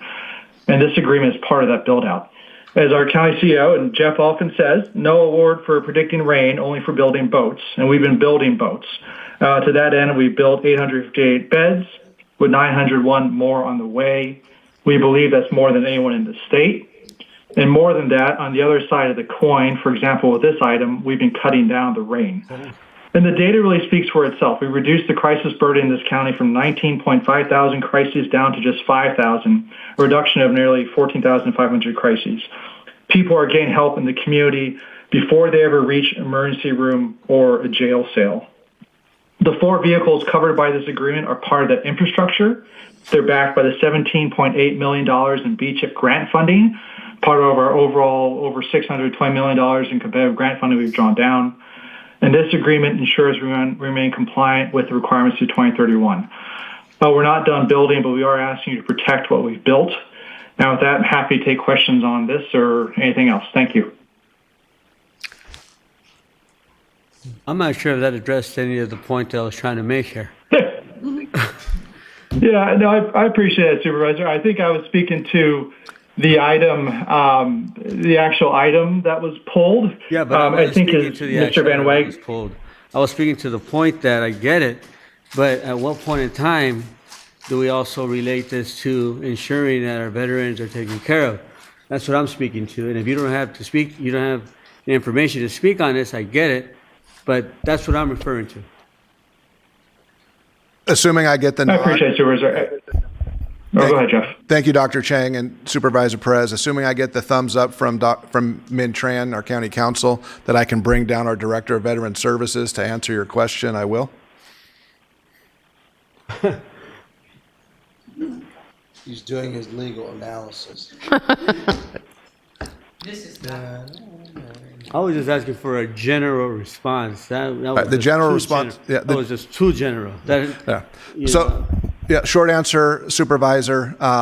As indicated, the executive office met with the Department of Veteran Services, the Department of Behavioral Health, and the Parks and Open Space District last week, specifically around the topic you raised about services for veterans at Lake Cahuilla and at Herky Creek. You will be hearing from our Director of Veteran Services very, very soon, if you haven't already, about a plan for us to do direct outreach to our veterans to make sure that we are solving the problem that they have and meeting the needs specifically. We want to make sure that we are providing mobile outreach for behavioral health at different settings in such a setting so as not to set the stigma of folks actually going and seeking behavioral health treatment. So we want to make sure that we are meeting your need, meeting the needs of the residents where they are when we can get those services to them. It's good enough for me. That's all I was asking for. Supervisor Washington. Thank you, Madam Chair. Mr. CEO, I'm going to try to bring it back laser focused on our agenda item here. Department of Healthcare Services. That's a state agency. RUHS Behavioral Health, that's the county. This is about an agreement between the state and the county to utilize some state resources to provide services here in Riverside County. Is that correct? Mostly? Yes. Yes. An unconditional yes. And that's a good thing for us because those resources we're not having to pay for. Is that correct? Generally, yes. Okay. I'm in favor of that. I'm going to move the item. And I'm in favor of it as well, Chuck. All right. I also see here Crisis Care Mobile Units Program. Yeah. And that's the reason why I wanted to bring that up. That's the reason why. So I appreciate your point too. I know we're talking about this agenda item, Chuck. So I think, Mr. CEO, again, the crisis care mobile units are flexible in how they provide the service. Is that correct? Yes. Okay, so in that provision of service, we're likely to get some that serve veterans, but we won't go into all that. That's another item for a different day. Madam Chair, is that correct? I'm pushing yes. All right. We're done. There we go. Put a ball. I'll speak to it next week again. All right. I'll figure out a point where. I'm sure you could talk to our veterans' new director and figure out where we can put it on the agenda and figure it out. Yeah. Okay. Please do. Moving on. We are now on 13.1, which is a public hearing. I'm sure you're going to wave to me if I get off, right? Okay.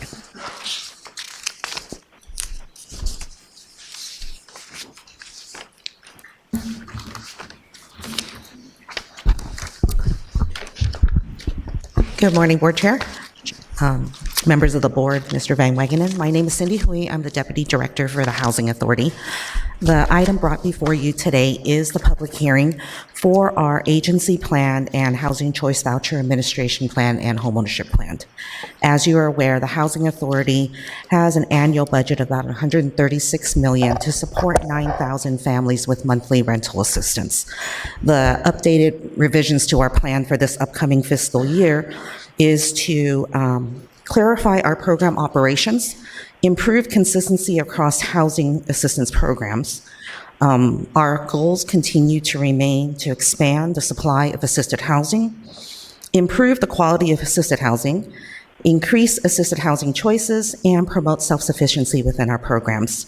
There are, however, two key updates that our plan addresses, one of which is our waiting list will remain closed for the upcoming fiscal year. And the second one is the Emergency Housing Voucher Program. This program was initiated by HUD during COVID, and it was expected to have funding through 2030. Unfortunately, the funding isn't going to last to 2030, and we have been given guidance by HUD that funding will be ending by December 31st of 2026. And as such, we have put plans together in place to make sure that the 298 families that we're currently assisting do not have any interruption in services and housing assistance, because we are going to transition them over to our mainstream voucher program. So we'd like you to open the public hearing, and of course, if there's any questions, I'm here to answer them. Supervisor Perez? Okay. With that, I'm going to open the public hearing. Do we have any speakers on this item? There are no public speakers. Seeing no public speakers, I'm going to close the public hearing, and we will... Okay, and that passes 5-0. I think we are now down to 22.1. Okay.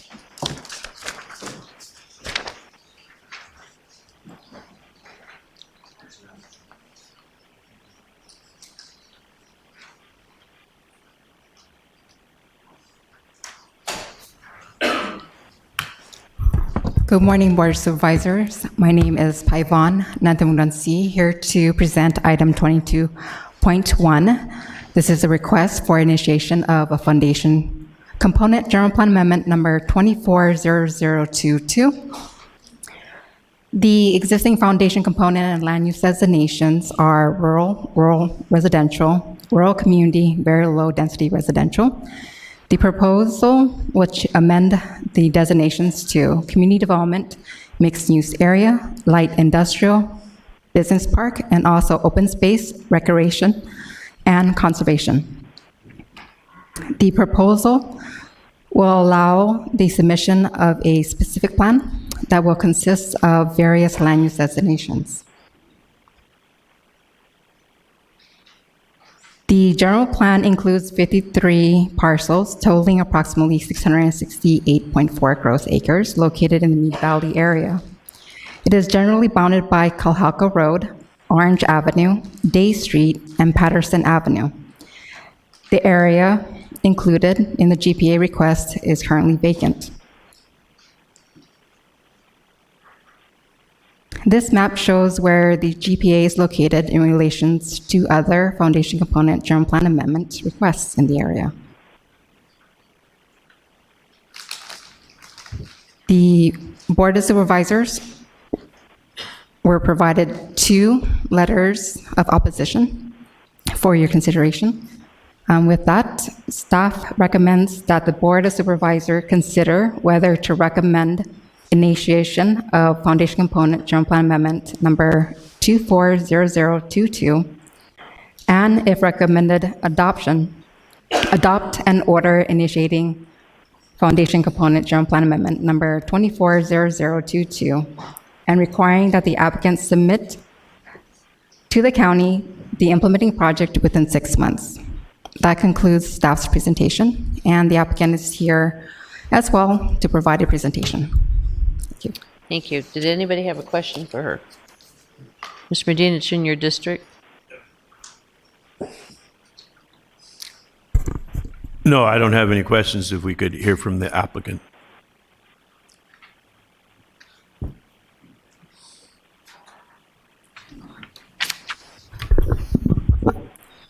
Good evening, supervisors, chair. Good morning. Thanks so much for hearing us today. My name is Travis Duncan. I lead development at DECA, the sponsor of this project. I have a lot of information in the slide deck, which I'm thrilled to go through.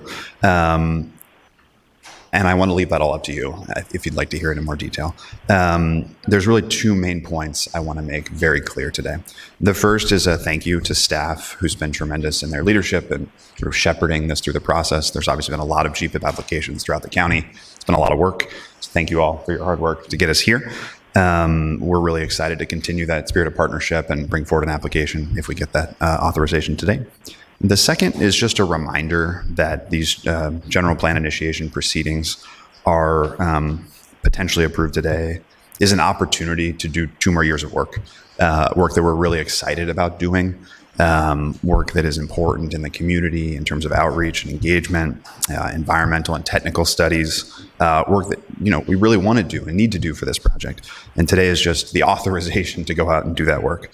Once again, thank you for your consideration today. And again, I'm happy to answer any questions that come up from the board, go through these slides if you'd like me to. I want to thank you for your consideration today. I would say yes, if you would please take the time to go ahead and go through the slides. I was able to see them as residents were a few days back at the MAC, Mead Valley MAC, but I think it would be worthwhile for the rest of the board members to see them. Absolutely. Happy to, Supervisor. Maybe those can come back up. Okay, a bit about us. This is what we do. We do mixed-use public-private partnerships, industrial, retail, all sorts of projects across California. They've ranged from big projects to little projects. This is a big one, and we're really excited to sort of get to work. This is a video from the chair of the Planning Commission in Paris, who talks about sort of the outreach, engagement, and ultimately the project that got approved in Paris. It's now built and leased. It's hard for me to play this on this format, but he ultimately... I think it's okay we skip the video. Yeah, yes, sir. Please keep directing me. I really appreciate it. Oh, it did play. How about that? You all saw from staff where this project is. It's very close to our project in Paris, connected via Calhalco, which becomes Ramona Expressway. As I mentioned, that project is leased, operating. People are there working. There's a Taco Bell and a Starbucks that are open for business, which we're really proud of. The Board of Supervisors found on a portion of this property last summer the vested rights to mine at this location. And this property, if we can't find an alternative use, this is the only land use that exists and approved today. It's vacant property today, and this vested right was found last year. And I'm not a miner. DECA is not a mining company. This is not what we do. The property owner, who's an investment company, has no other alternatives if we aren't able to find an alternative land use for this, which is really what these next 2 years are about. Is there a project, that works for us, for the community, and for you all? And that's the work that we're excited to kick off, hopefully today. You all understand this sort of process. I included this. I should have included this in the MAC. I did not, so I added it here. This is really kicking off a long and detailed technical process. As you heard, we have to make an application within the first 6 months. Then we do lots of outreach, engagement, technical studies to make sure that we bring forward a project with lots and lots of support as soon as we can. As part of our proposal, if we're able to make it, it would include over 200 acres of conservation. The RCA has designated a huge portion of this property as conservation. We are hoping to give the RCA exactly what they're hoping to get here, which is 200 acres of pristine conservation land that connects immediately to the Mott Rim Rock Reserve. This is, special places that we want to conserve, and obviously a very different potential alternative versus the potential mine. Staff covered this really well. We're basically converting, blue and yellow to green. Community development includes all the things that could be developed here: retail, industrial, mixed use, open space. All of those things fall under this foundation, and that's all we're talking about today is the foundation. Infrastructure is part of development. This part of Mead Valley has been historically underinvested in. We're talking about miles and miles of roads, sewer, stormwater, real quality of life improvements that we're excited to be part of the solution on. And all of these are private investments, and development brings private dollars and invest them into the public infrastructure, which we're really excited about. I mentioned the conservation. You'll hear some construction folks today who are excited about this. There's construction jobs and permanent jobs. Listening to the budget conversations, it's a tight time. Bringing more people and spending dollars into Riverside County is a good thing. I mentioned infrastructure, and then contributions to schools via development impact fees are big dollars for one of our most important institutions.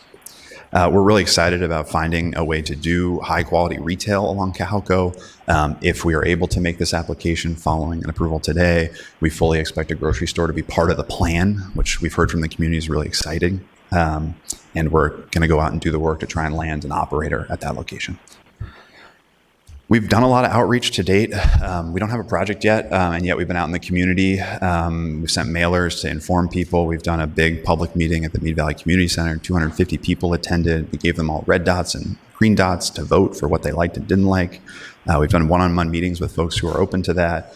That's both supporters and opponents. And we've done, the steps, the GPAC, the Planning Commission, the MAC meeting. And before we're back in front of this board with a hopeful project, we will go through that same process again. Planning Commission, the Mead Valley Municipal Advisory Committee will continue to do all the outreach that we have done on our project in Paris and can do a great job here. Once again, thank you for the opportunity, Supervisor, to walk through these slides. Thank you for your consideration today, and I'm happy to answer any other questions y'all might have. Appreciate it. Thank you for the presentation. I don't have any questions. Can I just ask a question, just for clarification for all, to my staff? I'll go ahead and just use them and put you on the spot. So the property is owned by who? Do we know? It's an individual owner? Go ahead. Who's the property owner? Is it multiple, or it's all? It is one property owner. Their name's Ecosystem Investment Partners. They're a private equity firm. Okay, so they own it, and they have no desire to do any rural, correct? I was going to go to you in a second. Sorry. Just got to get the president. Apologies, Supervisor. I blinked and missed the question. They have no desire to do rural, correct? No, ma'am. Okay. So, but they could do mining.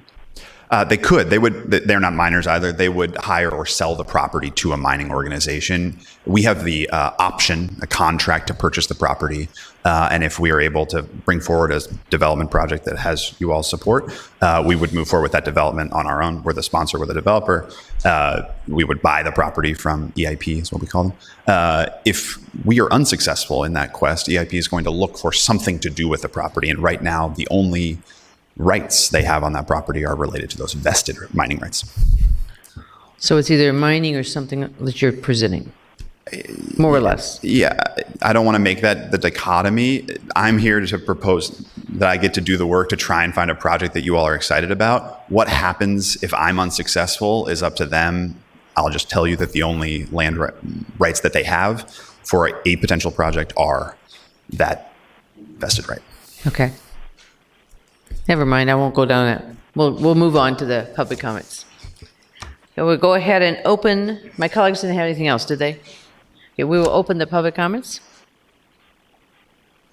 Okay, we have 22 total speakers signed up.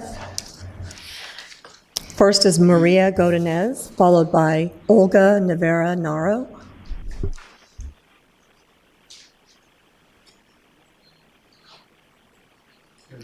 They online? These individuals should be here. Maria Godinez.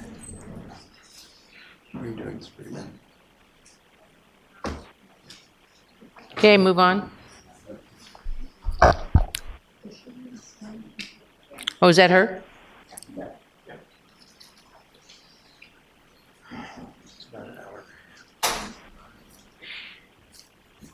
You know, 22?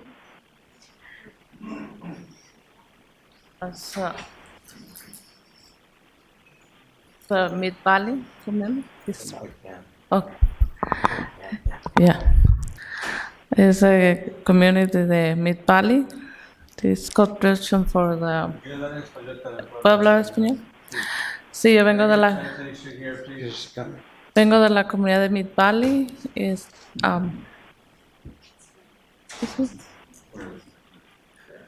Good afternoon, everybody. Supervisors. I come from the community of Mead Valley. Las calles necesitan construcción. The roads need to be built, better built. Me queda muy lejos la farmacia. The pharmacy is far from me. Tengo un niño especial en casa y a veces batallo para ir a la farmacia. I have a child at home who has special needs and I struggle to get to the pharmacy. Quiero salir a caminar, las calles están muy mal. I would like to go out and walk, but the roads are pretty deteriorated. Sí, las tiendas también están retiradas. And yes, shops are pretty far. No. Es la razón que venimos aquí porque nos dijeron que ahí van a construir. So the reason I'm here is because they told us that they were going to build something nearby, a commercial También iban area. a abrir para farmacias y más tiendas cerca de donde vivo. They also told us that they're going to open more shops near the area, including pharmacies near the area where I live. También otra persona que viene conmigo también dice donde vive ella también está cuando llueve a veces no puede salir de su casa. Another person that came with me, she faces a situation where when it rains, she can't even get out of her house. Porque las lluvias traigan muchos hoyos de que llueve y Because the rain brings with it more potholes. Y también las escuelas están cerca de donde vivo, pero los carros pasan muy rápido. There's a school near the area where I live, but the cars go by too fast. Seguido pasan accidentes o matan animales. So frequently there are accidents there and there's also roadkill. Es la razón por la que vine a explicar esto y les doy gracias por ya elegirme para comunicar. So that's the reason why I Está came. pasando en mi área donde vivo. And that's the reason why I came here, and I am grateful. I want to thank you for giving me the opportunity to say what they requested that I say it on our behalf. So you support the project? Is that what she's saying? Entonces, lo que está diciendo usted es que usted apoya el proyecto del que estábamos hablando. Sí. Yes. Okay, she wants the roads and all this Quiere usted improved. entonces Okay, todas las carreteras y los nuevos negocios, ¿cierto? Sí. Yes. thank you. Muchas gracias, señora. Olga Navarro Naro, followed by Patricia Garcia.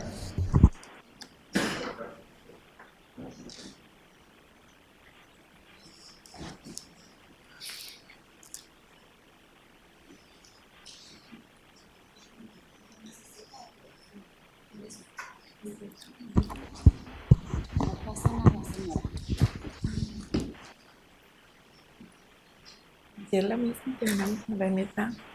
Oh, sí. Buenos días. Good morning. Gracias por aceptar que nos viniéramos aquí a esta junta. Thank you so much for allowing us to show up to this meeting. Y pues nomás venimos de la comunidad de Miss Valley. Yo he asistido a unas juntas que hacen un mes sí y otro mes no. So I am from the community of Mead Valley, and I have shown up to the meetings that they do every other month. Yo tengo aproximadamente como 22 años o un poquito más viviendo ahí. I've lived in the area for about 22 years, a little bit over that. Y pues yo anteriormente, aunque no tengo, no he colectado firmas de mis vecinos porque pues no hablamos ahí con nadie, todo el mundo trabaja.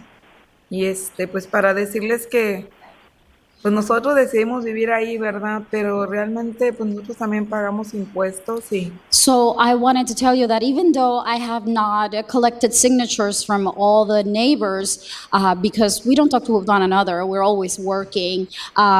Well, I just wanted to say that even though we did decide to live in that kind of a community, we pay taxes.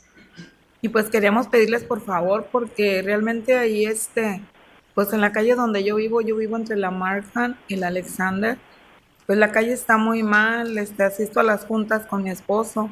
So I wanted to ask that you find out because the roads are not very good, and I live around the streets called Markham y la Alexander. Markham and Alexander, and the roads are not very good. And I do go to the meetings with my husband.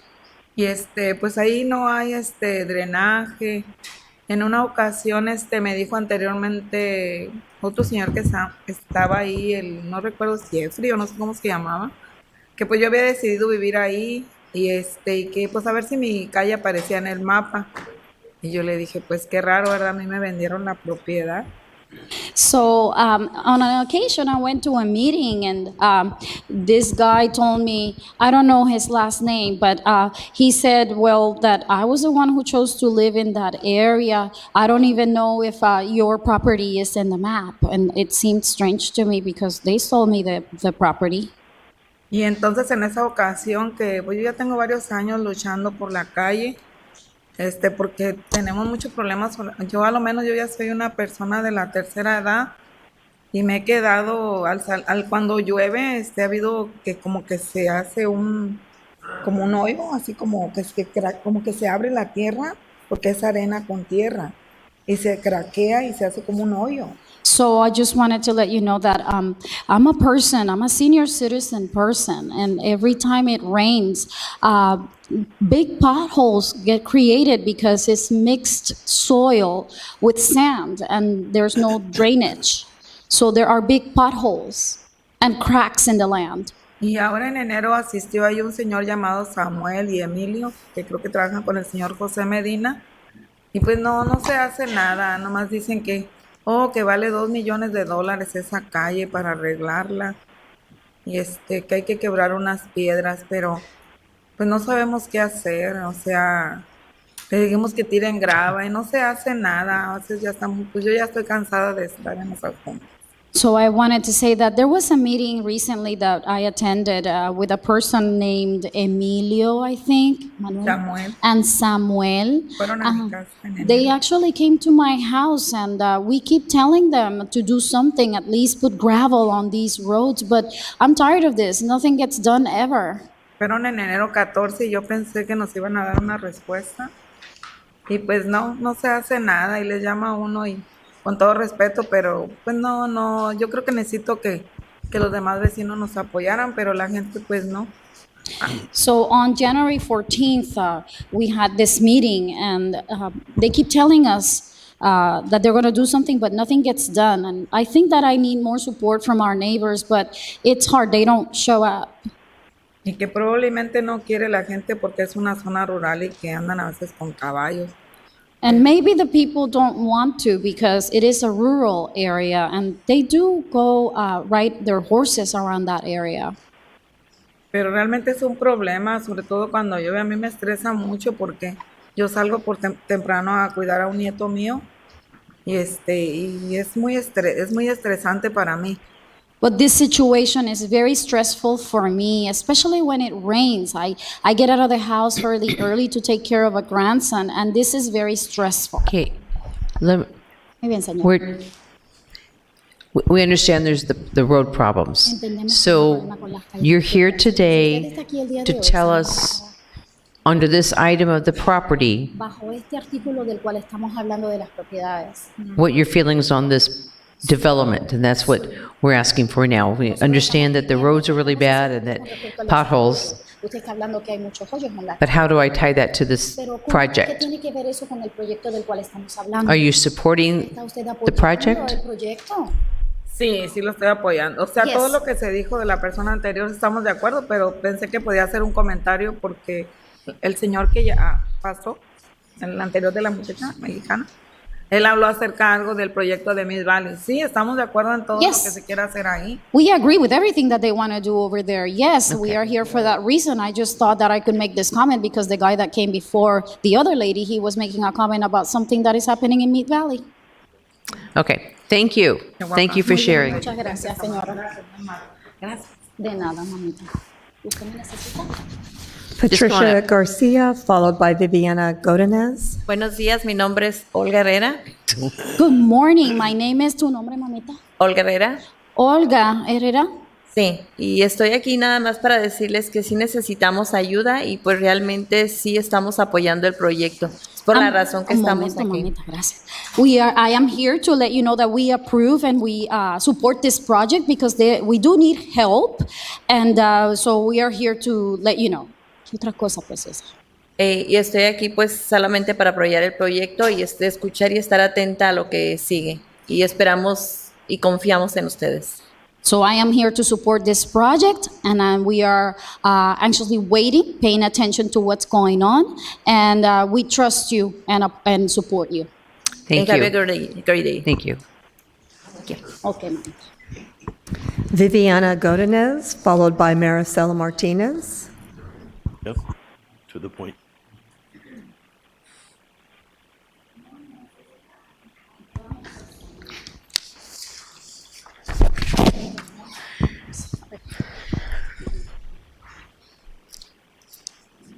Buenos días a todos. Good morning, everyone. Mi nombre es Viviana Godínez. My name is Viviana Godinez. Ajá, estoy aquí de la comunidad Miss Valley.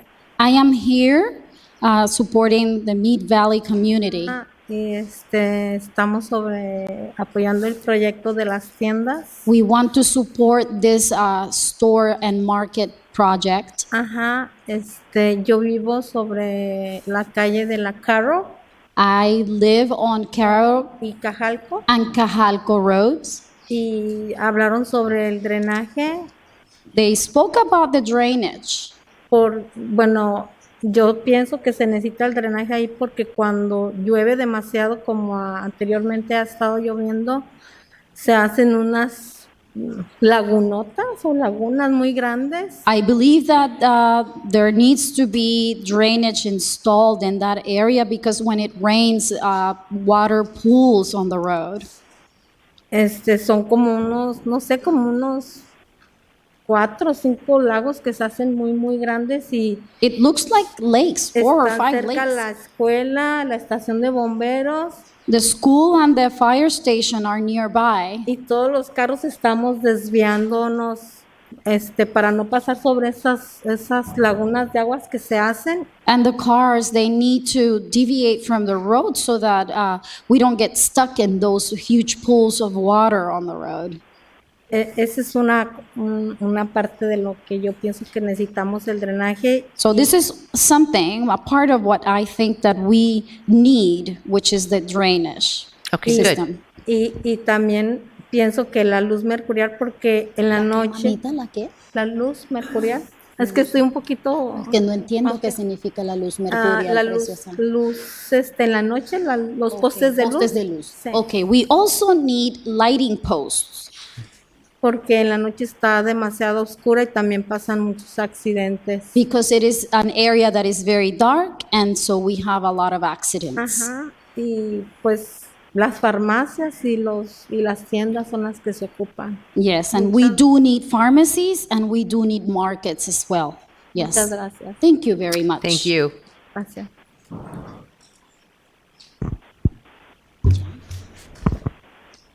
Maricela Martinez, followed by John Burns.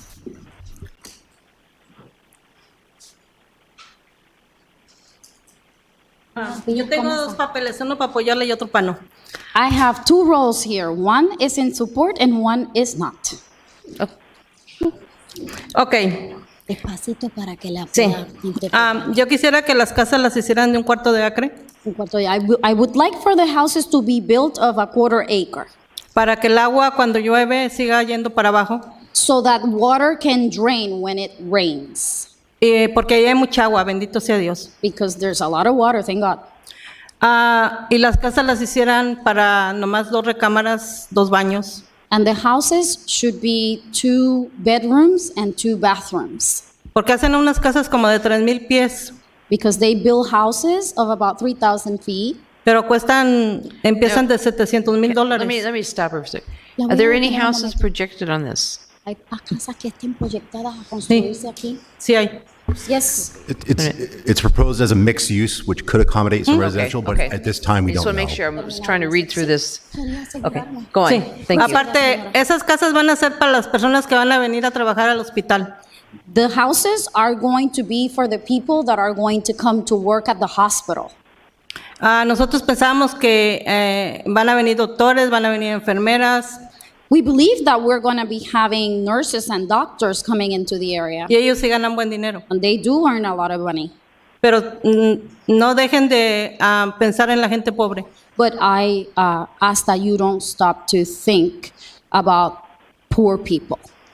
Que ahorita no tienen para comprarse una casa de $700,000. Which these people don't have the money to buy a $700,000 home. Que es lo mínimo que empiezan. And that's at the minimum. That's where as much as money as they start. Yo pienso que cuando vienen aquí a proponerles a ustedes un proyecto, I think that when they come here to propose a project, bien de ver el tipo de lugar donde es, si es rural, que sea rural. They need to see what kind of a place it is, if it's rural or not. Porque están haciendo mucho, pero todo es como si fuera ciudad. Because they're making a lot of things, building a lot of things, but it's as if it weren't a rural area. Y las personas, pues, como les digo, todo el mundo dice cuando van a agarrar votos, vamos a hacer casas para la gente pobre, pero pues son mentiras. Esas casas no son para la gente pobre. Because when people show up saying that they're going to take care of us and build houses because they want votes, they do build houses, but it's not for the poor people. A ellos les quieren dar apartamentos, condominios. For them, they want to give them condos or apartments. Pero la gente también necesita tener una casa normal como cualquiera, aunque sean pobres. But people need houses just like everybody else, even if they're poor. Okay, for today, let's talk more about the project as a whole, because we're not talking about the houses yet. So when it goes through the process, we'll have a more discussion about the houses. Sí, yo sé, okay, yo sé que también hay la otra propuesta de una mina. I also know that there's a proposal for a mine. Y yo pienso que le están contando los dientes a ustedes. This And I think replaces that they're that. not telling you the truth. This Ahí- is replacing the mine. This is what they're trying to do. Reemplazando la mina. Ok, sí, pero si se quedara en la mina, ahí hay oro y hay plata. But if we kept the mine, there's silver and there's gold there. Okay, así que no le estén diciendo mentiras. And so they need to stop telling you lies. It's aggregate mine anyway, and it's not there. No está And it's going to be whoever No, pues sí, mines it. pero si va a venir la mina, que nos den dinero y nos den shares en el, Well- en el Wall Street. If they keep the mine, they can give us shares on Wall Street. Yeah, why no? Why not? Pues ustedes ocupan dinero y están diciendo que no tienen dinero. You say you don't have money and you need some. ¿Mande?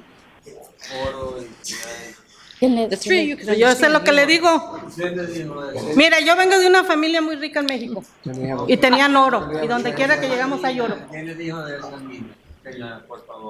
Yo sé lo que le digo. Sí, yo sé lo que le digo. I know what I'm talking about. Ahora, bueno, en México hay mucho oro, Well, pero there's a ustedes lot ni of- siquiera saben pedir dinero. Si estamos aquí, There's a lot of espérame. gold No, in yo Mexico. sé que ya me estoy yendo para otro lado.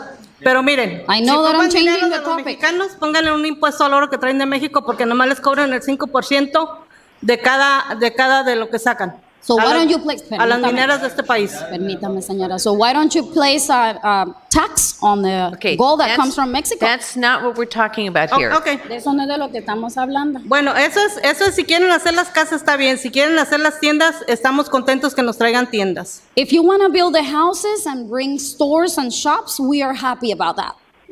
Okay, y luego enseguida vengo con el otro que me opongo y les voy a decir por qué. And I'll come later to tell you what it is that I'm opposing. Okay. Thank you. John Burns, followed by Franco Pacheco.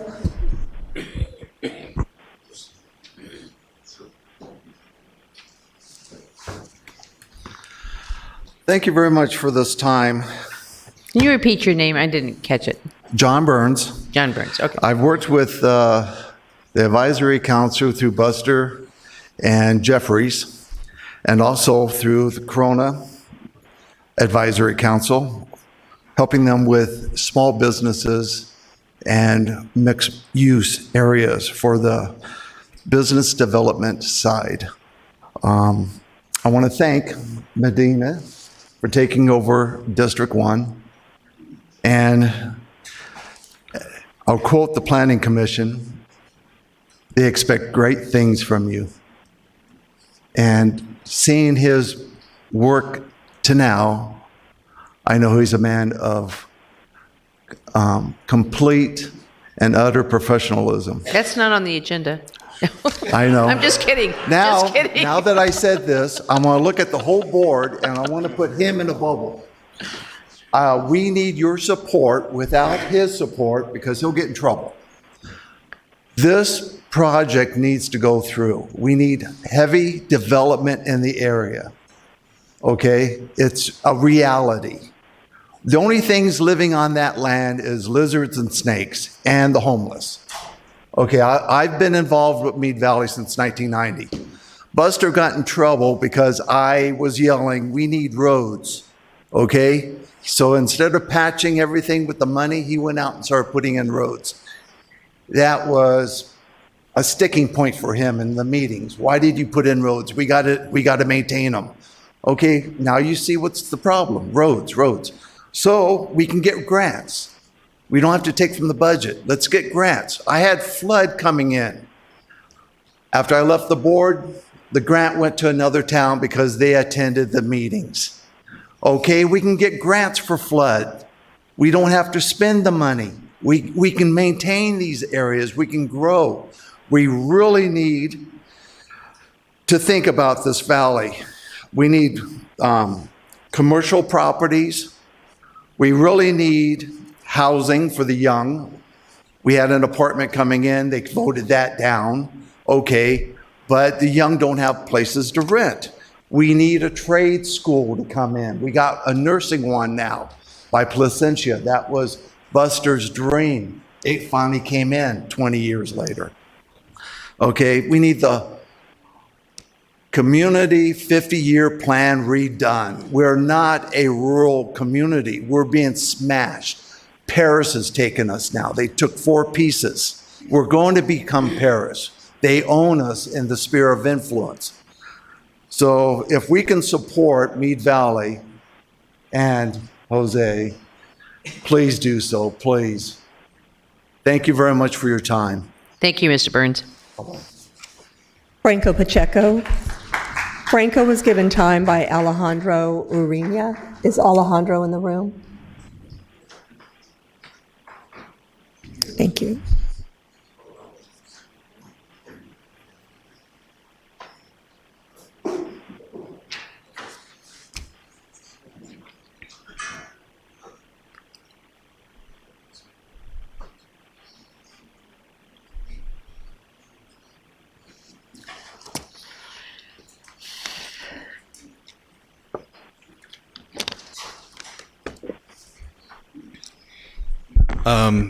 Hello, Board of Supervisors. Good day.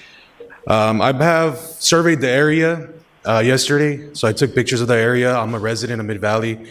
I'm here. My name is Franco Pacheco. I'm here with Inland Valley Alliance and Mid-Valley Coalition for Clean Air. This is a picture of Columbia Elementary that's going to be down the street from this project. This is a picture from directly in front of the school to the project site.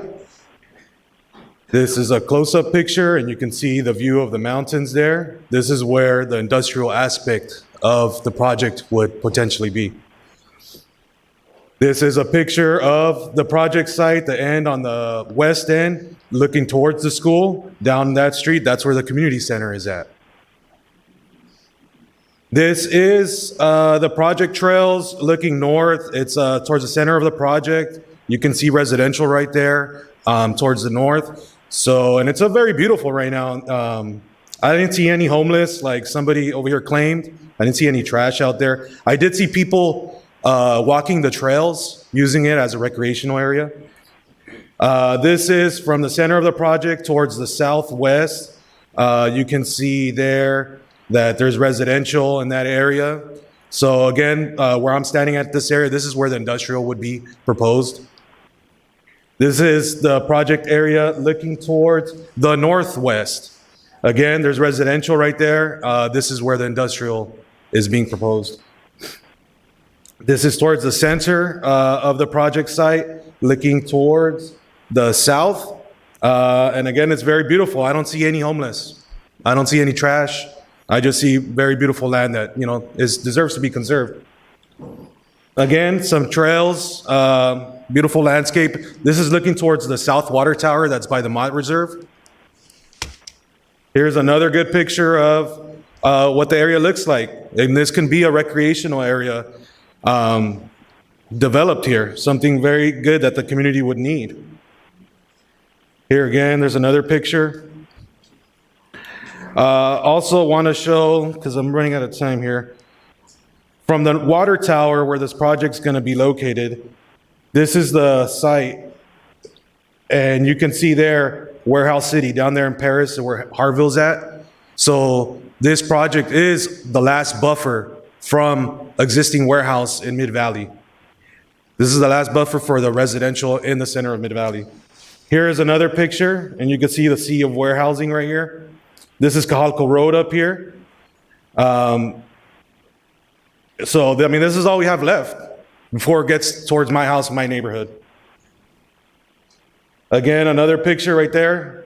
I call it Warehouse City because it's been nothing but warehouses there. More than millions and millions of square feet of warehousing. There's another picture from the center. That's Lake Paris right there. So putting an industrial building in this area would pretty much cancel our view of the Lake Paris. You know, it's very far from existing industrial, sorry. So the industrial component of this project, it needs to be revised. There's another picture where even from the most west end, you can still see a little glimmer of the industrial right there. And then this is a picture here of trucks coming in to residential from the industrial corridor. They're not supposed to be coming into residential. And then the developer did mention the project in Paris, and I know he mentioned it in the MAC meetings and how great it was. Well, I'm going to show you the project in Paris that he's talking about. This is the Deca warehouse on Paris, and I'm across the freeway taking a picture of this warehouse, and it's giant. I cannot get it in one shot. Very big warehouse. This is more than 1 million square feet warehouse. Right here, you can see it's built directly next to a high school. Another picture of the industrial warehouse in Paris that the developer touts as being a very good project. And this is the community benefits that they got out of it. They got one fast food joint, Taco Bell. I believe that's what they got. And there's another picture close up at the very south end of the warehouse, right next to a high school. And I don't know why the Planning Commission in Paris would approve this, but we're not here to talk about Paris, but the developer did mention this project, so I wanted to bring this up. And finally, here's a picture of the view that's been canceled right there on the edge of Mid-Valley. This is Lake Paris, so we have clusters of warehouses down here. It would be more appropriate to keep the warehousing close to the cluster that's down there than to put it in the area that's open space next to residents. There's another thing I wanted to show the board. I was at the community meeting with DECA where they were getting input from residents, and this is what residents said. Number 5, industrial, the red sticker means they don't want it. So they don't want industrial in this area, in this land use.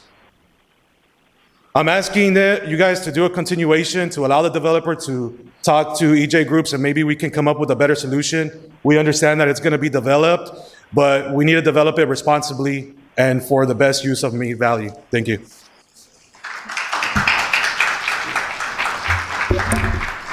Carla Cervantes, followed by Mike McCarthy.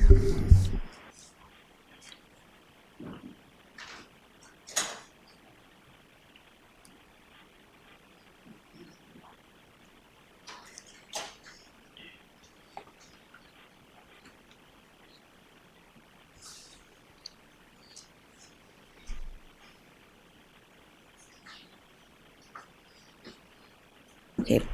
Good morning, Board of Supervisors. My name is Carla Cervantes. I'm a resident of Mead Valley and an organizer with Inland Valley Alliance, Mead Valley Clean Air Coalition, and Sierra Club San Gregorio.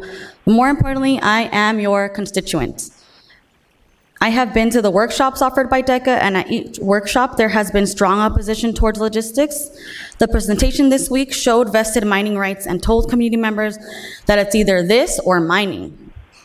At the MAC meeting this week, the presenter did give information on the 40 or so acres of retail and commercial, 200 acres for conservation, and 350 acres towards community development.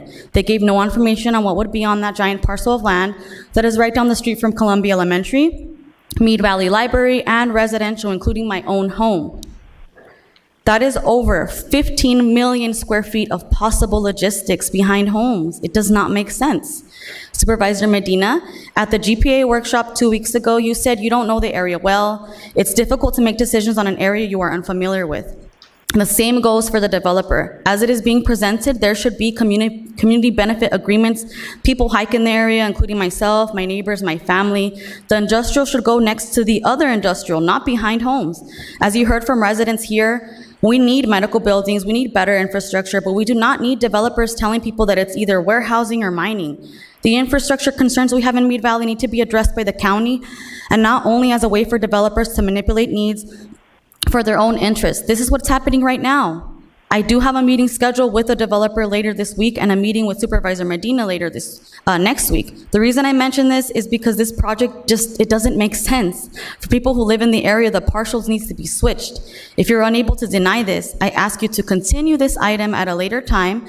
This is an opportunity to have real collaboration between community members, organizations, and elected officials. There needs to be a better agreement. There needs to be a balance here. We are an environmental justice community, meaning we are disproportionately affected by pollution and suffer more of the environmental impacts more than other communities do. We have the largest amount of warehouses per person in the entire region. That's including San Bernardino. This is a beautiful area, but there needs to be better community input before the decision is made. This is a huge decision for our area. If you're not able to deny it, we should at least continue the item so we can have real conversations. There are people here who do need infrastructure, I understand that. But there needs to be people who live in the area to be able to show the area. It's not just an empty piece of land. This is right behind homes. This is down the street from schools. We should continue this item so that people can understand what it is. We know it's going to be developed. I understand that. But there should be a switch there. It just simply doesn't make sense to conserve land that will be next to warehouses on one end, put the warehouses behind homes on the other end. Please continue the item if you're not able to deny it, so there could be real community input in this decision. Thank you. Thank you. Mike McCarthy.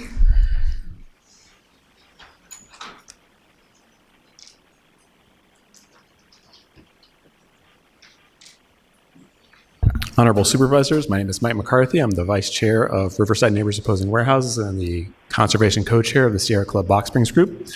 I oppose this project toward this initiation. In the past 9 months, this board has initiated 7 other general plan amendments for warehouse projects converting from residential to industrial already in Mead Valley.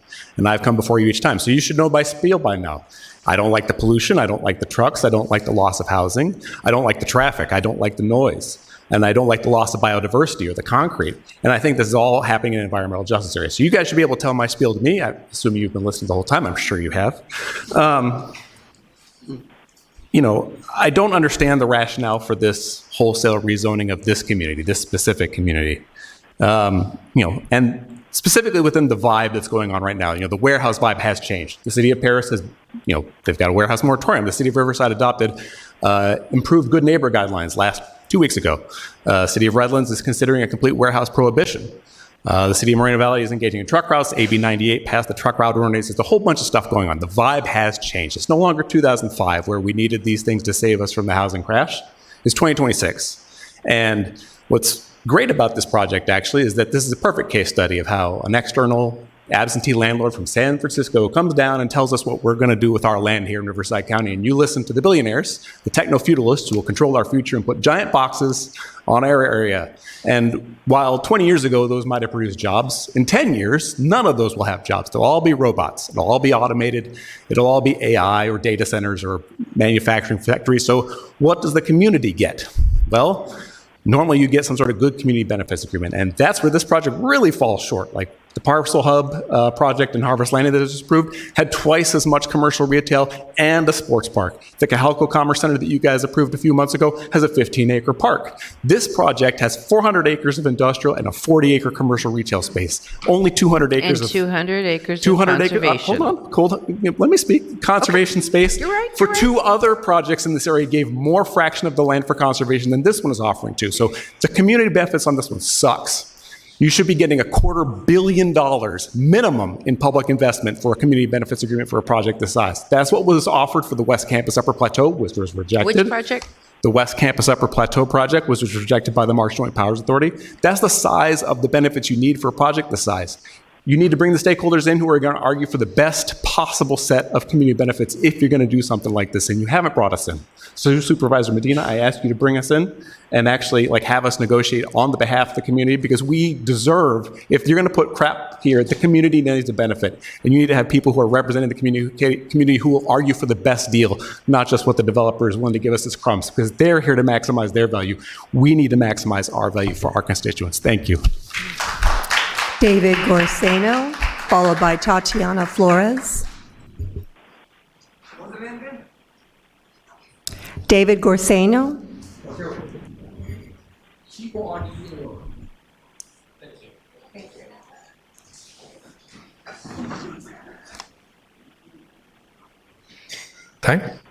Muy buenos días, supervisores, personal asistente y a todos los aquí presentes.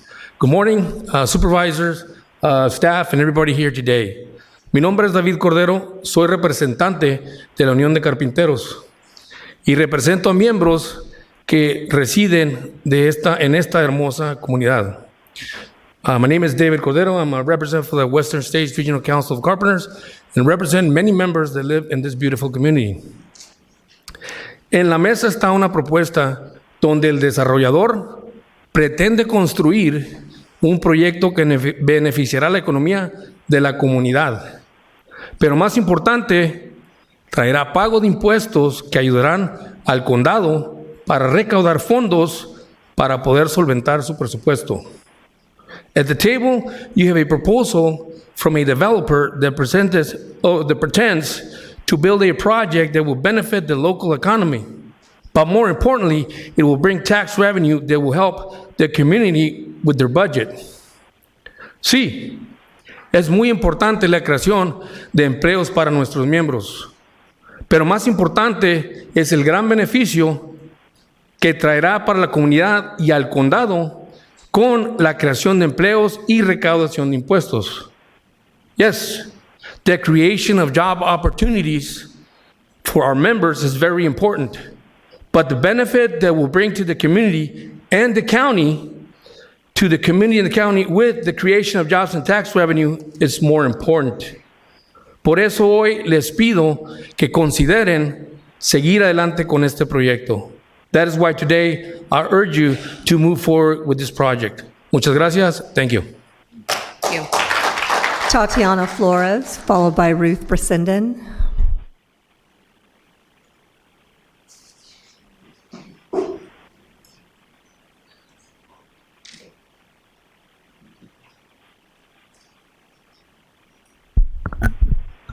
Hello, supervisors. Thank you for the opportunity to speak today. My name is Tatiana Flores, and I'm with CCAEJ and a Moreno Valley resident. I'm here once again to oppose this foundational general plan amendment affecting more than 600 acres in the Mead Valley area.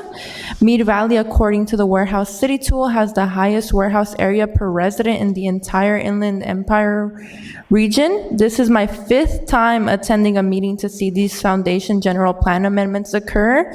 And these changes open the door to significant industrial and warehouse development and limit the potential to create more housing, parks, and other developments that best align with community. We have heard from residents even at DECA's own informational meeting back in October where they showed pictures of today, that residents do not want more warehousing or industry taking up agricultural or residential land uses, and that was something that was not even included in the presentation from DECA today.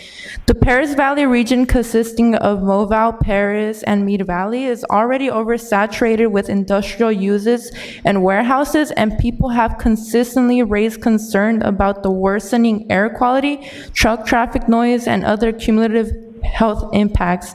Additionally, according to a presentation by the Valverde Unified School District, Mead Valley is home to a family engagement center that is meant to provide students with resources to set them up for success. Yet here at the county, there are these amendments that directly open students up to having warehouses near their schools and community spaces. This amendment itself, as mentioned by other people today, is near the Mead Valley Library, Columbia Elementary School, and other residencies. We see that all these community spaces are being placed, or at least planned to be placed, near all these industrial sites. So I urge you, the board, to really push for development and general plan amendments that set up students for future careers, success, and healthy lives. We have seen studies document the flatlining of jobs in the warehouse and logistics sector. So we must really question whether these general plan amendments will benefit residents, especially when they'll have to deal with the associated impacts and consequences that we have already seen and heard from residents today and the past 5 meetings that I've come to. Thank you. Thank you. Ruth Brissenden, followed by Omar Kobian.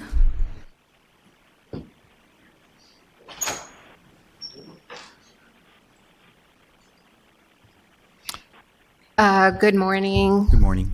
My name is Ruth Brissenden. I actually live in Temescal Valley, not Mead Valley, but I've been here before, and I'm sure I will be here again standing up for the people in Mead Valley. And as a citizen also of Riverside County, we're just, this whole saturation of warehouses that's happening within the Inland Empire, we really need to take a pause on that. So I just first want to say that it's clear that the citizens of Mead Valley need stores and markets, maybe a hospital, better roads. But I noticed that none of the first speakers mentioned the warehouse component, which apparently is going to take up 400 acres of the 668 acres that we're talking about. So I think the applicant said something about it's just a foundation change, and I've heard the Planning Commission and the Board of Supervisors, you all also talking about it's just a foundation change, it's not a project. But in fact, it is a project, or just as good as. The approval requires the submittal of an implementing project within 6 months. So it not only sets the stage for future projects, but it also, perhaps more importantly, sets a precedence for allowing similar light industrial warehouse projects in the near vicinity in the future. The applicant asserts that the new conditions or circumstances justified modification of the general plan and the foundation change are: 1, construction of the new interchange on the 215 at Placentia; 2, the purported transitioning of Mead Valley from its existing rural lifestyle to a more diverse development pattern; and 3, existing sewer and water lines are readily available in the area. So how many of these things justify the construction of warehouses instead of the low-density homes or other homes that Mead Valley is so in need of? We do not need more warehouses, light industrial or business parks. We need affordable housing, and we need to do more to actively conserve our rapidly dwindling natural habitat. This natural area in Mead Valley is, it looks like I'm out of time. So thank you. Thank you so much. Next speaker. Omar Kobian, followed by Debbie Walsh. Good afternoon. Good morning. I think it's good afternoon now. Supervisors, my name is Omar Kobian. I'm a representative for the Carpenters Union. I'm speaking on behalf of close to 6,000 members that live in Riverside County, and for those members that do live in the Mead Valley area that are working right now. When we talk about projects like this, we talk about growth. Growth. Right now, more than ever, we have to continue to expand on potential projects that are going to grow, especially projects that have developers that are going to pay the area standard wage. With the economic uncertainty we're facing right now, it's tough. It's tough for our members. It's tough for certain residents that might be looking at layoffs in the future because of what's going on. Infrastructure. We know that area desperately needs more infrastructure. We need better roads. We need more flood control in that area, and we want to be part of that growth. So right now, as it was mentioned, this is an opportunity to put a project before you and really put some collective minds together to see what's best for the community. We are in full support of this project. And, a lot of times environmental justice can be looked at in many different ways. The lack of resources of shopping, grocery stores in the area, good roads, flood control, that's what this community needs. Let's not deny this. We support this project. Thank you. Debbie Walsh. Debbie was given time from Yolanda Ureña. Is Yolanda in the audience? Thank you.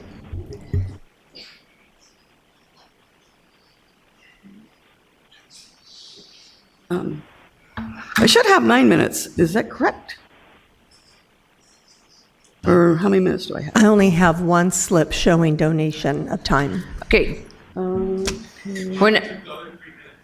you know what? Oh. Just go with your 6 minutes, please. Sorry. Okay, do you have my presentation ready?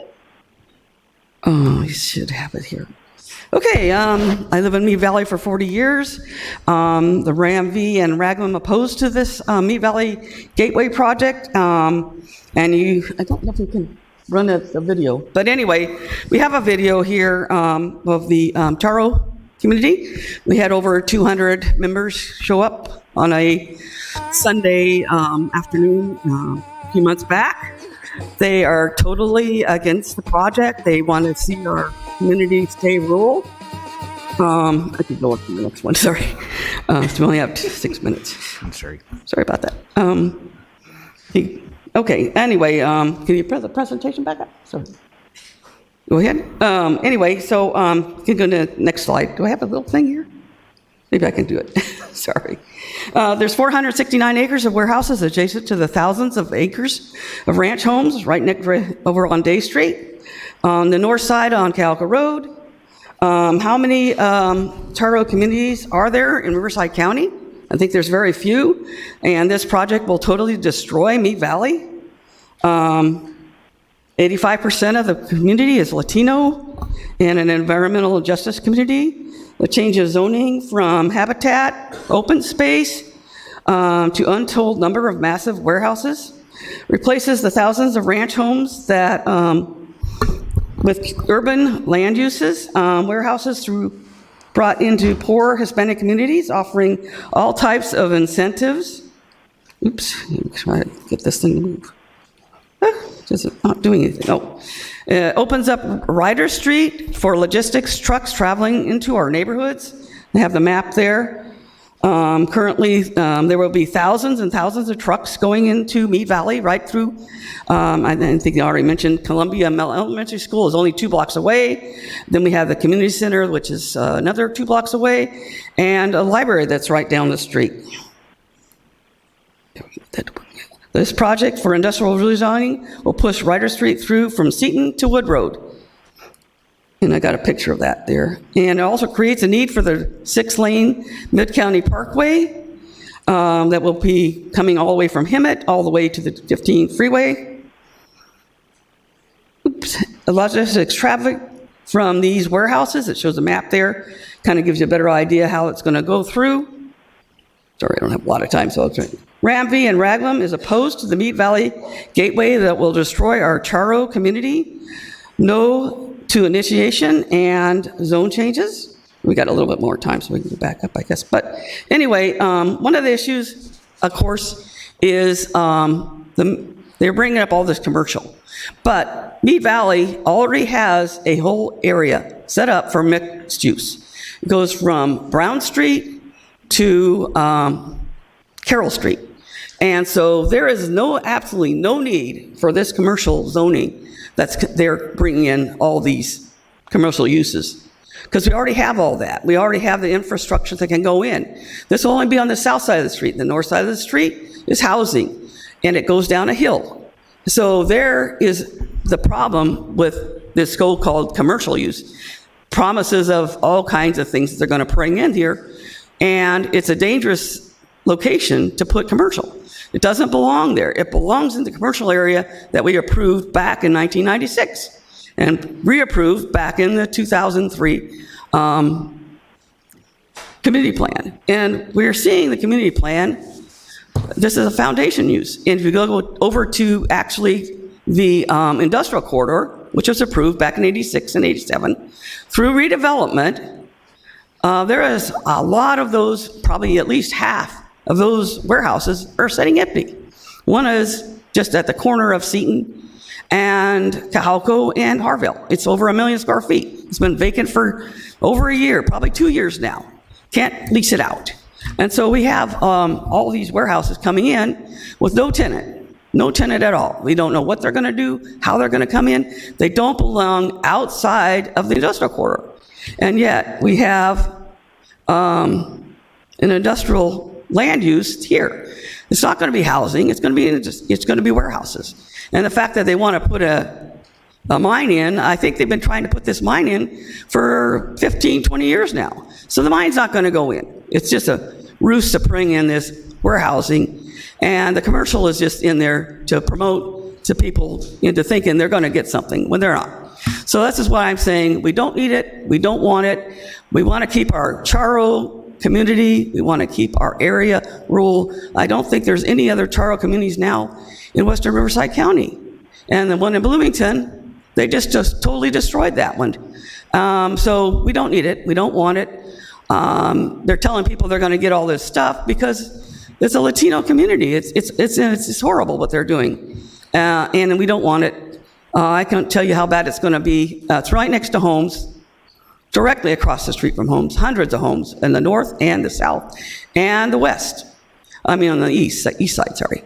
There's schools there, and all those trucks are going to go all the way over into the second district, too. I mean, it's going to be really bad. Thank you for your time. Jose Osuna, followed by Robin Flores.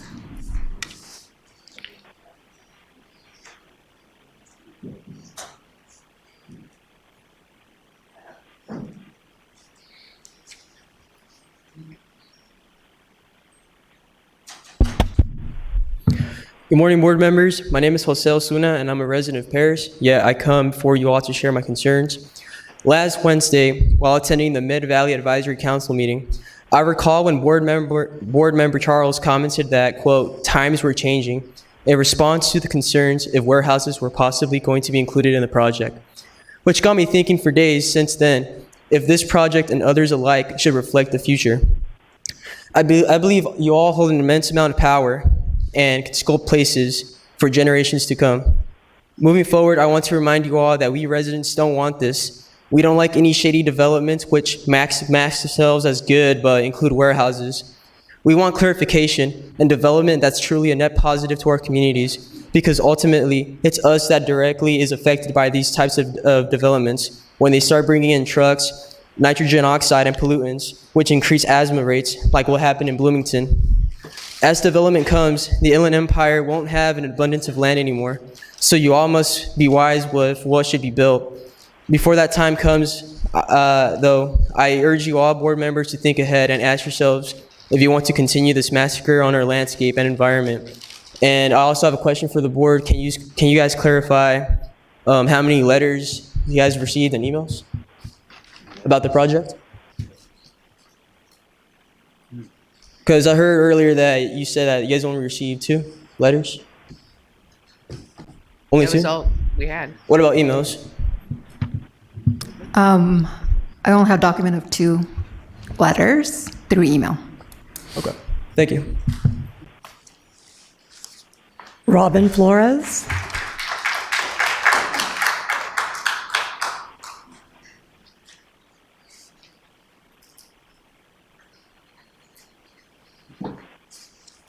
Morning, supervisors. I'm a resident on Orange Avenue.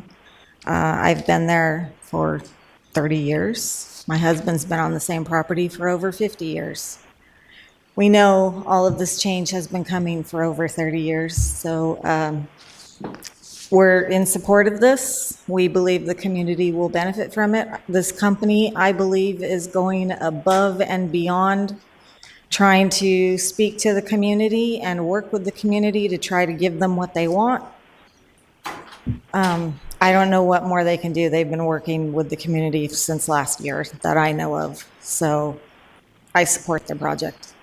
Thank you. Thank you. Our next speakers are online. First is Ismael Gonzalez, followed by Joaquin Castillejos.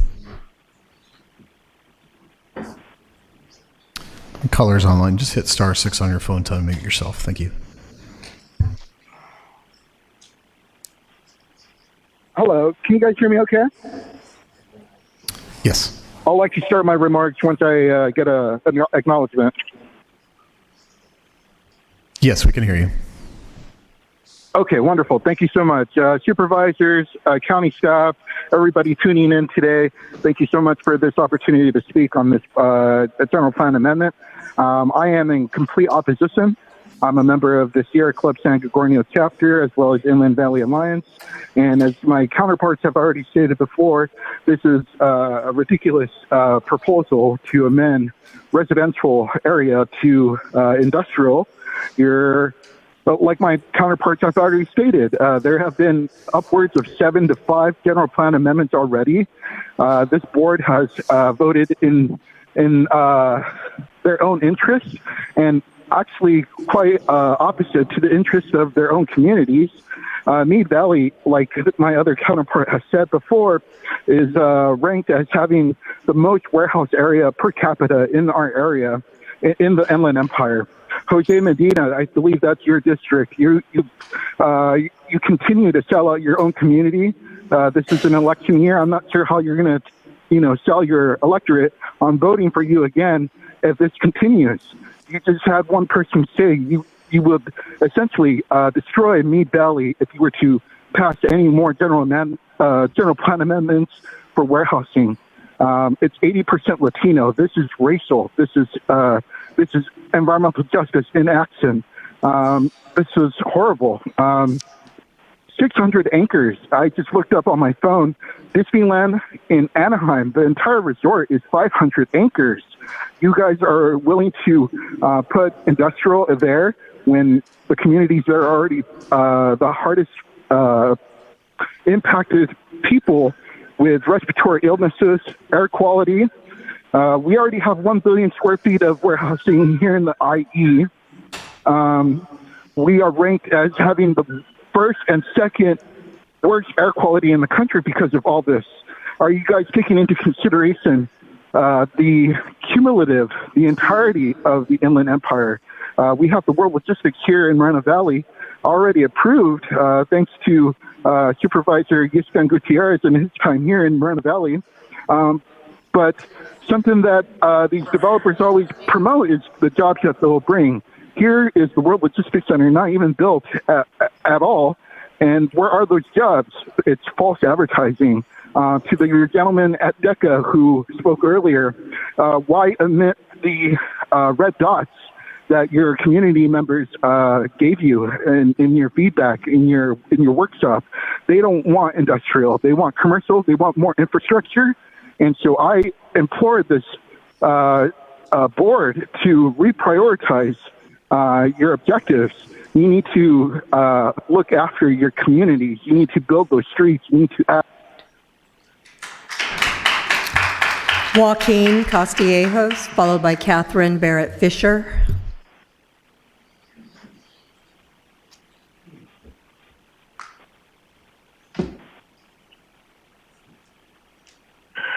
Hi, good morning, Chair and Supervisors. My name is Joaquin Castillejos. I am an organizing lead with the Center for Community Action and Environmental Justice, CCAJ, based in Jurupa Valley. We do work across San Bernardino and Riverside counties and have members throughout both counties and do work with a lot of grassroots groups across Riverside County. And today I'm here to strongly oppose the proposed general plan amendment that would change more than 600 acres in Mead Valley from low residential and agricultural land to community development and light industrial. The proposal raises serious concerns for our community. Mead Valley, as already has been stated before, already carries one of the largest concentrations of warehouses in Riverside County. And for years, residents have lived with the impacts of the logistics industry already. Diesel truck traffic, air pollution, noise, and the loss of open space. But adding 350 or more acres of additional industrial land or mixed business use will only deepen these existing burdens. It's important to remember that Mead Valley is already an environmental justice community.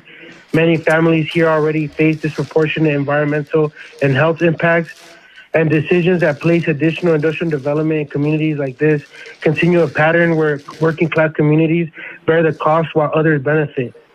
What is especially concerning is the lack of transparency around the proposed 350 plus acre industrial parcel. At the March 4th Mead Valley MAG meeting, the developer presented a concept that included 40 acres of retail and about 200 acres of preservation land, but provided no meaningful information about the largest portion of the site, which is more than 350 acres likely intended for industrial development. Residents deserve to know exactly what is being planned before the county considers approving such a significant land use change. It is unacceptable to ask this board to approve a major amendment without clear details about what will ultimately be built on hundreds of acres of land. The site is also located near Columbia Elementary School, the Mead Valley Library, and existing homes. Industrial uses, especially those tied to the logistics sector, bring heavy truck traffic and pollution that are incompatible with schools, libraries, and residential neighborhoods. Throughout the course of this project, there has been clear opposition. Over 100 community members have submitted emails in opposition since the beginning, and residents have spoken out at the meetings since the beginning of the proposal. The message from the community has been clear. This project does not make sense for Mead Valley. And finally, I want to emphasize that the expansion of the logistics industry should not be automatically framed as progress. True progress means investing in healthy communities, protecting open space, supporting residents, and pursuing development that improves quality of life, not projects that increase pollution. Catherine Barrett Fisher, followed by Victoria Camarena.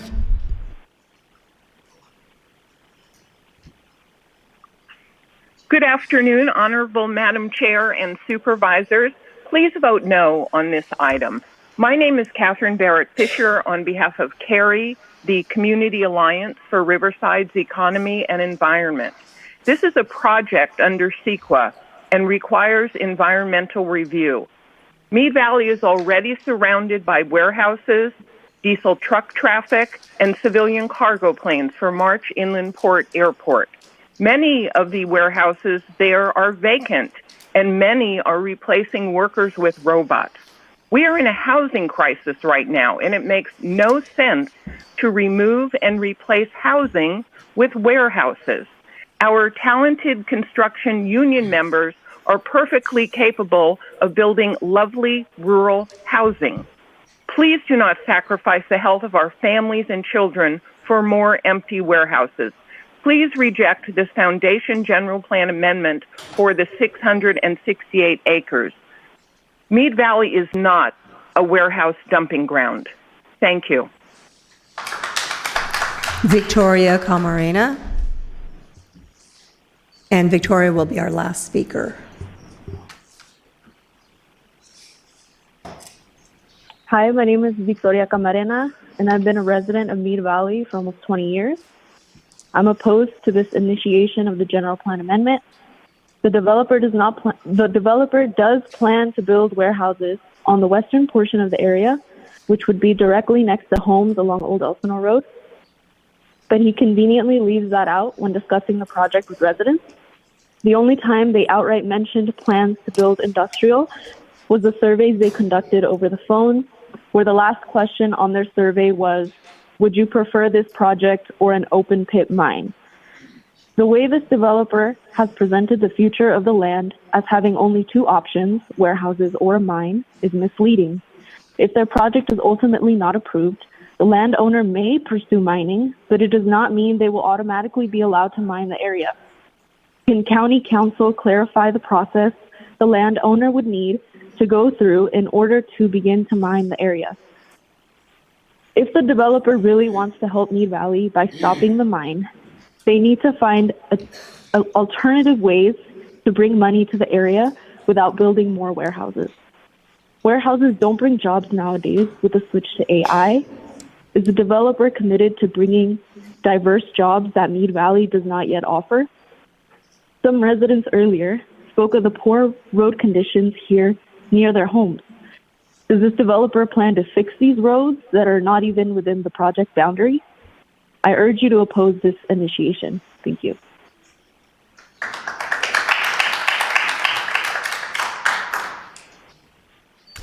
And that was our last speaker. Okay. Excuse me, if I may speak.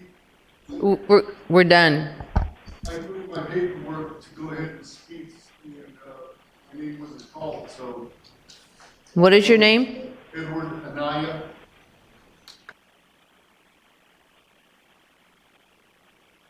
Oh, we have you signed up for public comment. Was it for this item? So I got to speak up for the What they have is you signed up for public comment, not on this item. So did you want to speak for this item?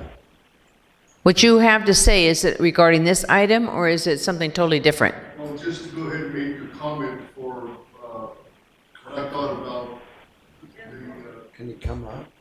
construction and whatnot that's happening. Okay, you get one chance. Either you give that public comment card for public comment or you do it now.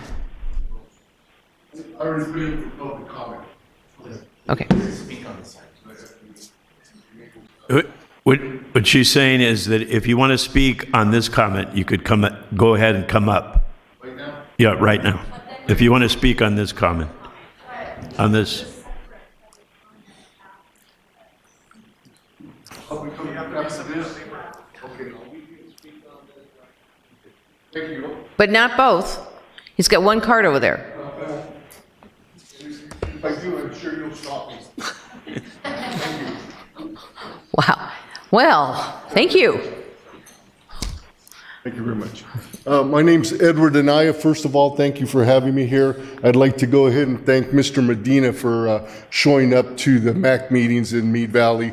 Also, to go ahead and organize the meetings when I first approached and went to the meetings, is a lot of chaos. So I'm glad that you brought in the rules and regulations to go ahead and conduct it more at a professional level. Thank you very much. But anyway, what I'd like to say is that we have an opportunity right now to go ahead and make some decisions that not only are going to impact ourselves, but maybe our grandchildren and our great-grandchildren. We have a lot of warehouses going up. I have a warehouse that was put in an area where I lost the view of my mountains. But you know what? If it's going to bring progress to the community and funding to the community, I'm willing to sacrifice that. And one of the things I'd like the people in the Mead Valley to know is that we have to think about the future of our children and grandchildren. Bring in funds that'll go ahead, and I'd like to go ahead and see a nice sports center in Mead Valley. I'd also like to see little leagues for baseball, football. I'd like to see that. The tilt-ups that are being put up and the ones that are empty, let's go ahead, and when we go ahead and tell these companies, go ahead, build a tilt-up, let's throw in some solar panels on the roof so they can produce solar to throw back into the grid so our utilities don't get, start climbing and climbing and climbing. Residential, very important. But the thing is that a lot of people can't afford a house, especially when they mandate solar panels, especially when they say, you want a house, it's going to have solar panel, you're going to have to lease them or buy them. I don't want people telling me where I have to live and under the conditions of where I have to live. I need a choice. I like to see a lot of these businesses give the people in Mead Valley the opportunity, give them the opportunity to go ahead and put in money to go ahead, help them with funding to go ahead and create their own businesses here. We don't want outside businesses coming in yet. Let's go ahead and get the people of Mead Valley to go ahead and own their own businesses. Let's get some of this money that's going to be given to Val Verde High School, $5 million, that's what I heard. Let's get that money and let's go ahead and put it where we can get these young men and women that are graduating from these schools and go ahead, get them, teach them how to become welders, get into the construction, getting into automotive repair, help them out because they're the ones that we need to go ahead and help them and think of the future. We need to think of the future. Thank you. It's a one-shot thing coming out. Let's not let it go by and slip through our fingers. Thank you very much for your time. Thank you. Did you have something to say to him? Yeah. Wait, No, I didn't have a question. Oh, okay. Thank you. Thank you. I did have comments. Just a second. I want to close the public hearing first. Are we done with the public hearing? Okay, we are now going to close the public hearing. Okay. Now you can speak. Thank you. Thank you. I want to very much thank everyone, residents, carpenters for being here, everyone who spoke either in favor or against the foundation change. I heard someone say that I didn't know the area well, and that is true. I did not know Mead Valley very well when I was running for supervisor. But in the past year, I've got to know it much better. And as one of the speakers said, I am proud of Mead Valley. I am proud of the way the residents of Mead Valley have come together at the community meeting, have come together at the MAC meeting, and I very much appreciate the change in tone of the conversation. People are able now to express their opinion in a respectful way and have everyone hear them respectfully, and that is what is helpful to good creation of public policy. I think residents are feeling heard, whatever side they are on the issue. I think they're beginning to feel heard. So I want to thank all the residents who've been coming to the meetings, who are here today, for their respectful way of expressing their opinion. Again, this is a foundation change.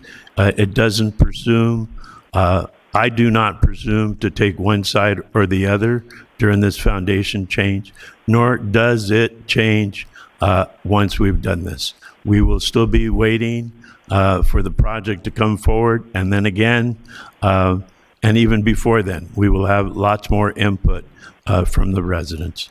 But with that said, I do move approval of the foundation change. As we're leading to that, I just wanted to reconfirm with our team and DECA's team that conversation can continue. Many things were brought up, and I think that's going to be really important, that if this passes, then you have eyes and ears open and welcome the remarks, because a lot of suggestions were made here, moving up the park or whatever else they're talking about. And I'm hoping that it will be listening, because we don't have a project before us. We're only changing what would be there or what could be there. That would be it as a foundation change. It's not a project, so everything that was set to us before has the ability to make some changes. Okay, thank you.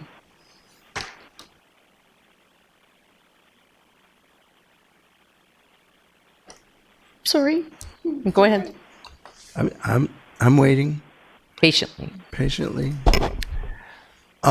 John, are we in the process of analyzing doing away with this 8-year cycle for the foundation changes? Are we taking a look at that? Yes, Supervisor, we are. I conducted a workshop last month at Planning Commission to propose some changes to the whole foundation cycle process. One of the components of it was to remove that 8-year waiting period and allow it to be a foundation change opportunity to be submitted at any time. It would still go through Planning Commission and ultimately to this Board of Supervisors to be initiated. This would not have to wait for 8 years. So we're going to be doing some more outreach out in the desert areas to get some more feedback and ultimately take something forward through the process to try to get it approved. Would the only change be the 8-year cycle? Would it still be a foundation change without a specific project application, and they would have a 6-month window? Or would it move forward like many other projects where we see the project while we're making a decision about whether to approve it or not? Good question. As proposed, it's an iterative change. We didn't want to wholesale wipe out how we do general plan changes at this point in time. So this really is a opportunity to kind of bridge this 8-year gap, but still maintain the integrity of our general plan foundations and land uses. It still would have to be initiated, and then the developer would have, I'm going to extend it to about a year to submit the application, just because large scale projects take a little more time to prepare all the documentation and technical studies. So the process would be similar. This is a tough spot for me as a county supervisor. I want to see jobs provided for our workers. We have some skilled workers here that came to voice their opinion about this particular project. On the other hand, we have a number of residents. I'm guessing that the first 2 or 3 were somewhat coached by the applicant. At least that's how it felt to me.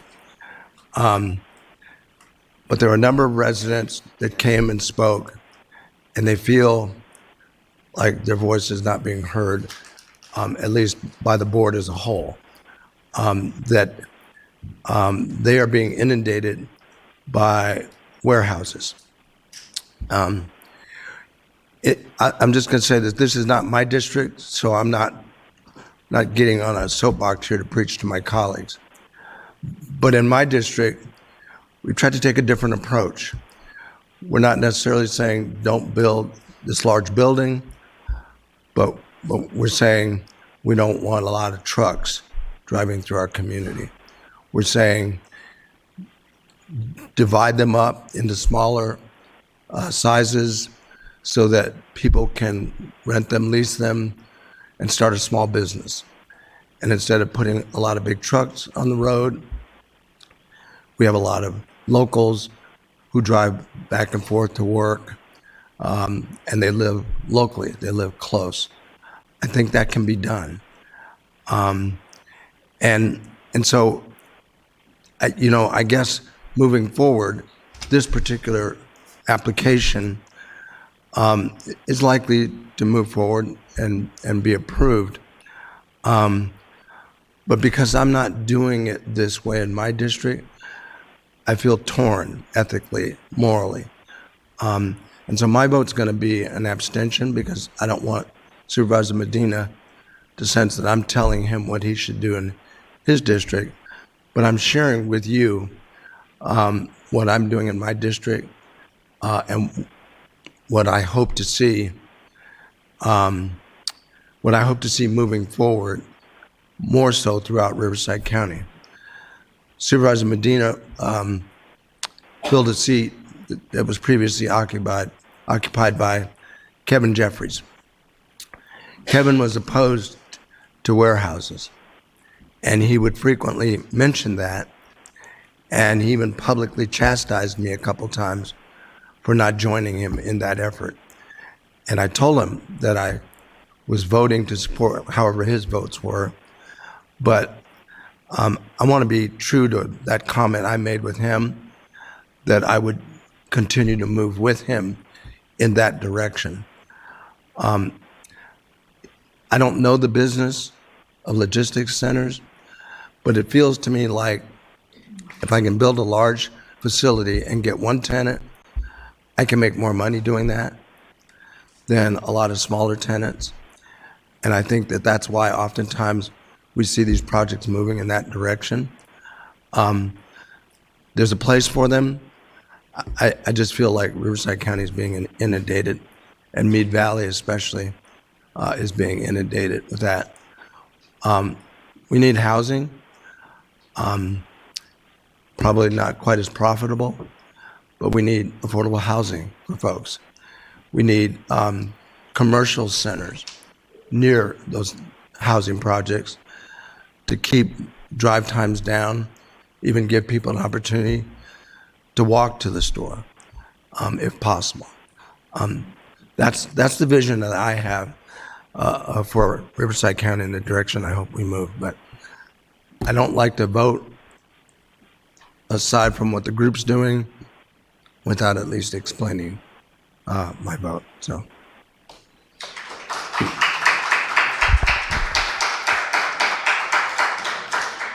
And I kind of made it clear.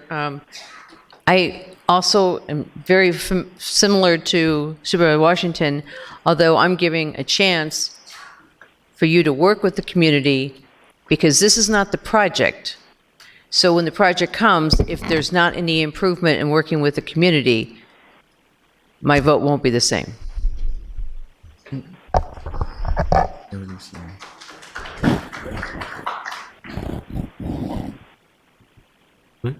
You vote? No, I asked to speak. Oh. Me too. Go. Go ahead, Sean.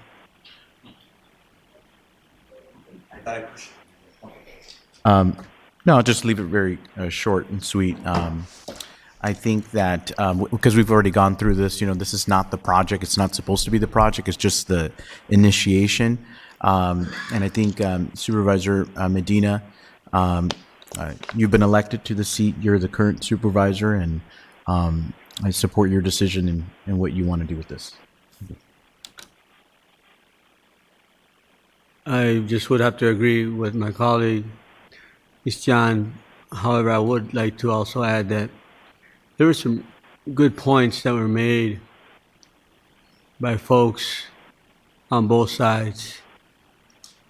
It's going to be important that moving forward and whatever you bring to us has some sort of balance that indicates that you listen to both sides. On one front, obviously, the infrastructure that people are asking for. The issue of sidewalks potentially or flood zones to be dealt with. I know that for a fact, not because I'm from Meade Valley, but I get the same concerns from the 4th District. As well, obviously trying to figure out ways as to how to do this in a way in which potentially there are beautiful views still kept, and trails and recreation areas, and if at all possible, and not build another warehouse. The truth is that we also need housing, big time. And I know that that is also another form of economic development. I also know that commercial, as you heard from folks, that they have to travel to go to a pharmacy or to go to purchase whatever they need, is a little bit of a distance. I like to make sure that that is discussed. And hopefully whatever is brought forward is something that potentially not everyone's going to like, maybe everyone's going to dislike, but there are some areas in there that everyone can agree to. I definitely support my labor brothers and sisters, and I do know that whatever it is that is decided, whatever is being built, I know that they would be the individuals that would be helpful in building those facilities, whatever it is.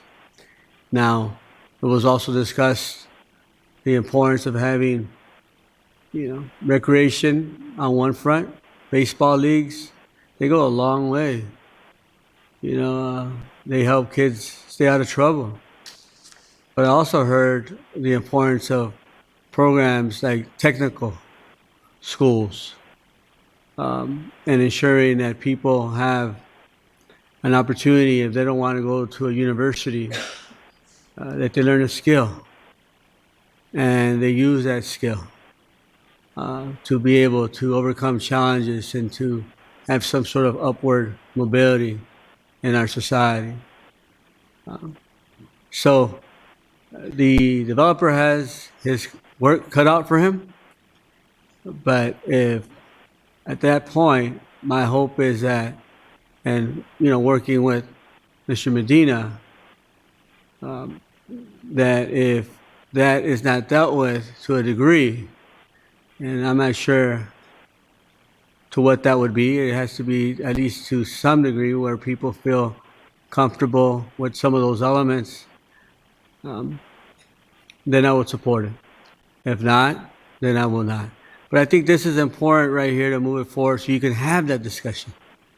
You need to have that discussion. You have to talk about the need for infrastructure and put it on paper. And you also need to talk about making sure that you have visibility to your mountains and put it on paper.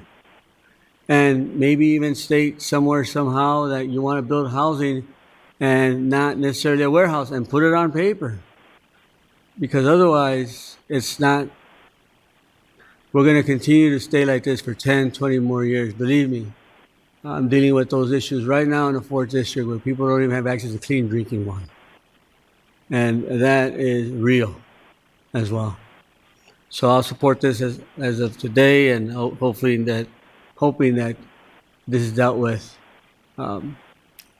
listening to both sides. Thank you.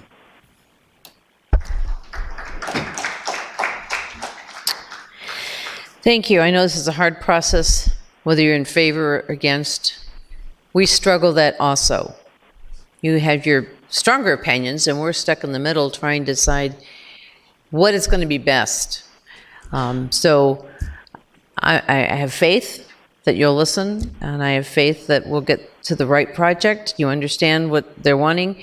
And those of you who want things, we can't get everything. But at least it's a progress forward. I think that's what Mr. Burns said earlier about progress forward. I think that's really important that all of us look to our grandchildren, and thank you for bringing that up. So each one of you have shared something. I took notes, so when you see me looking down, I'm taking notes. It's important. And I appreciate all of you coming, staying through this meeting, and sharing your comments. And for this, we're going to move forward to public comments.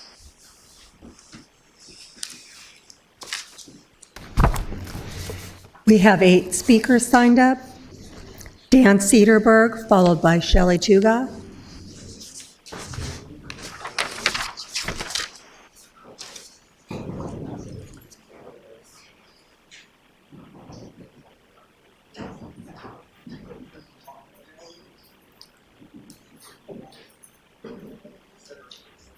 Is Dan here?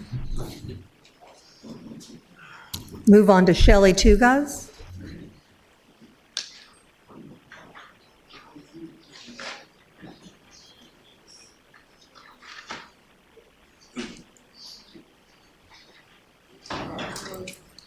Hello. Hello. Hello, thank you. I'm Shelley Tugis. Give them to the clerk.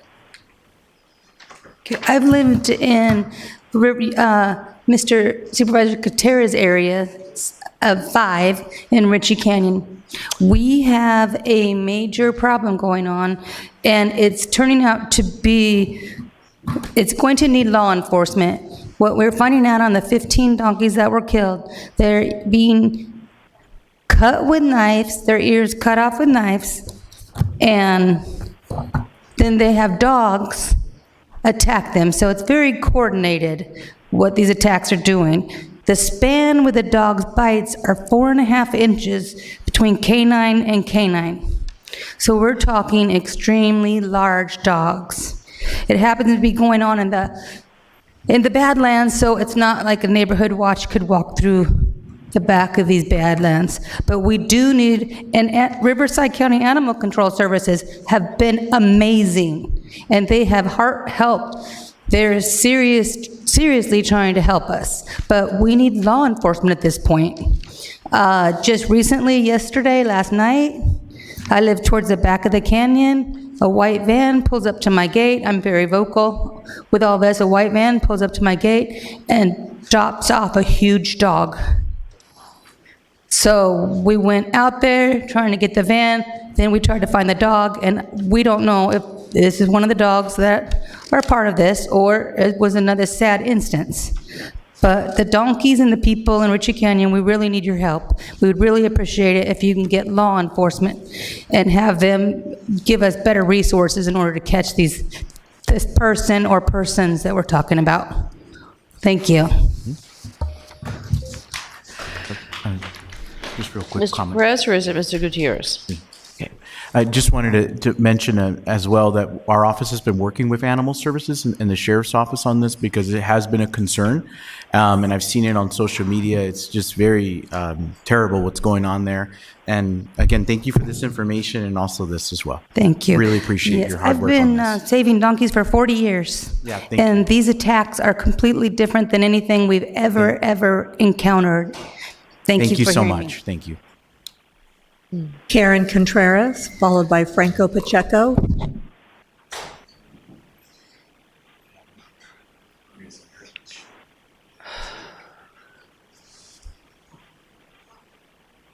Good afternoon. I'm here today to speak about something that deeply concerns many of us residents in the canyon, the safety of the donkeys in Ritchie Canyon. These donkeys are not just animals wandering through our hills. They are part of our landscape, part of our history.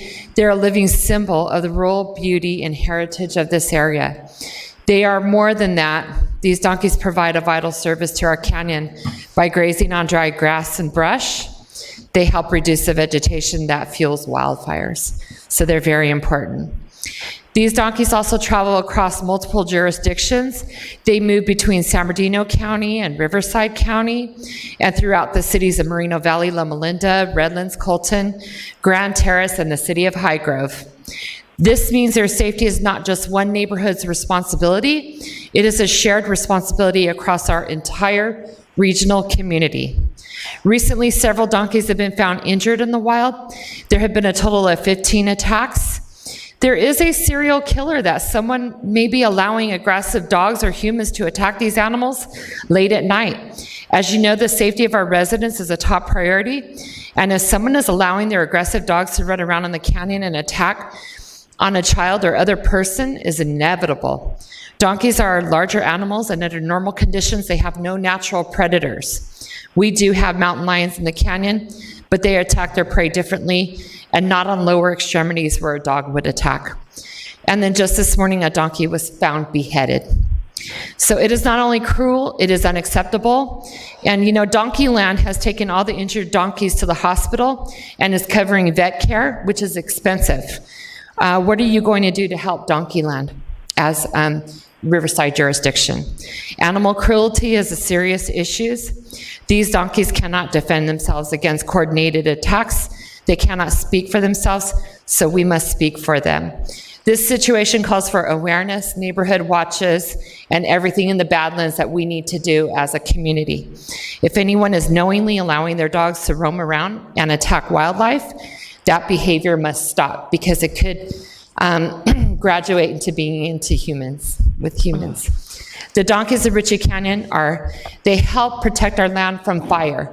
We are in a zone 10 fire zone. And you know, they move across our communities peacefully. They are part of our lives. Now it is our turn to protect them. And let us stand together as a community. Multi-agencies need to be involved. And I need to see you guys, you know, I'm glad that you guys are proactive in everything, and thank you for that, but we still need a lot of help, and Donkeyland needs a lot of help too. So thank you for your time. Franco Pacheco, followed by Eddie Apodaca.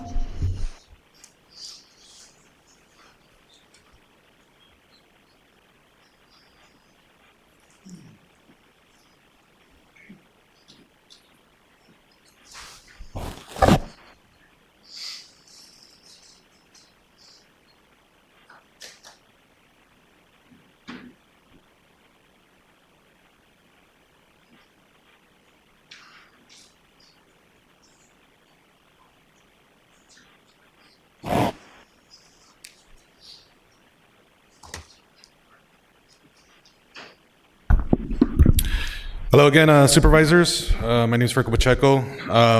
First off, I want to thank Chuck Washington for your comments and perspective on the issues that face Mid-Valley and developments that are going in there.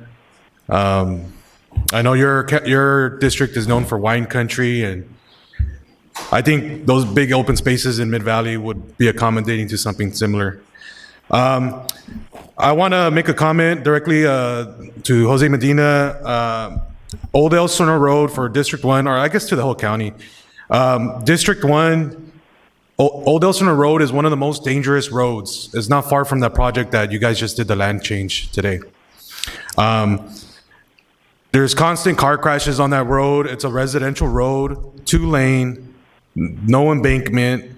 Cars flip all the time. Here's a picture. Hopefully you guys can see it, of a car flipped right next door to where I live. There's a community plan coming up that's being revised for Mid-Valley, and in the draft plan, Old Elsinore Road, a big portion of it is omitted from that plan. So it directly affects Mid-Valley. A lot of people use it to bypass the freeway because of the amount of traffic that's coming there. So they'll come from Highway 74 through Lake Elsinore, through Old Elsinore Road, and then down through Van Buren and Trutway. So it's like a bypass for them. So that's why we get a lot of traffic there. So I just want to bring it up to the attention of the whole board. Look into it, to improvements on Old Elsinore Road. I really think that's a great area since it's residential, where we can implement speed bumps. just like kind of like the longer ones that will slow people down because it is a residential road.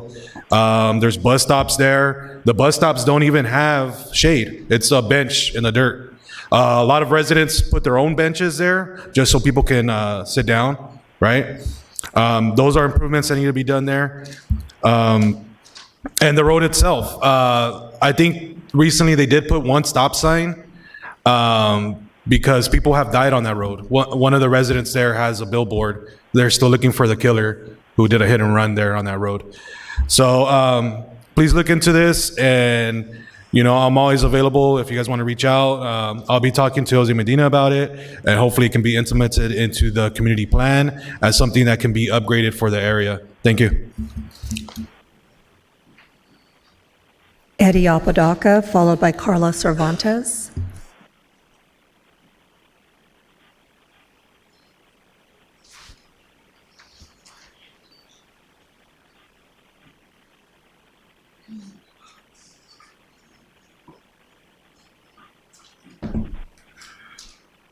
All right.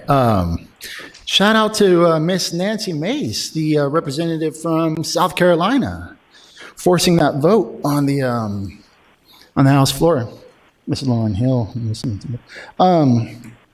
So it turns out that our representatives, the Congress has what they call a rape slush fund, and what they do with this slush fund or discretionary spending is they pay off victims and survivors that congressmen and their staff rape. And you're all thinking what I'm thinking, like, Congress has a rape slush fund. Yeah. And so I guess it doesn't work that well because one of these survivors, victims, ended up setting herself on fire. And so Ms. Mason's like, hey, where are our tax dollars going except to this rape fund? And so everybody votes and they all vote against it. And our own Randy Fine here in California, named Ken Calvert, voted to conceal this information from us. Where are my tax dollars going? And I bet if anybody in this building calls Ken Calvert and says, hey, why would you vote against this? Anybody want to take a guess why? Anybody. I've talked about this. Because he's trying to protect the victims. You guys, I'm in here telling you I'm the victim. My wife is the victim. And you're hiding the information from me. Why? Why are you hiding this information from me?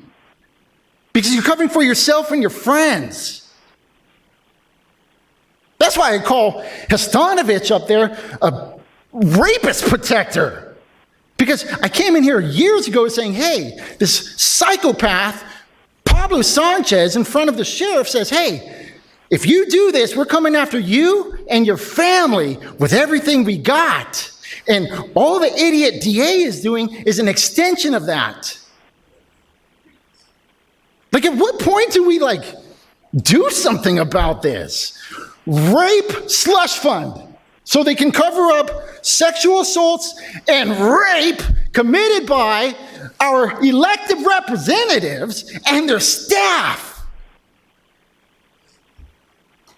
No outrage, though. What's the proper response? Because if it's rage, you got it, and that's going to get my head caved in. But I'm outraged, and I want somebody to yell at. So if you guys could tell me what the proper response and nomenclature is to use up here, I'd love to hear it.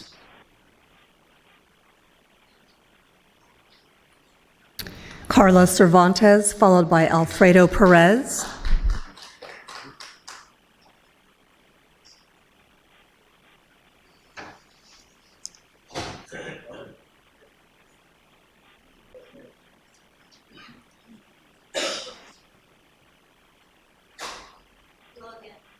Hello again, supervisors. My comments will be a lot more calm than the previous speaker, I hope.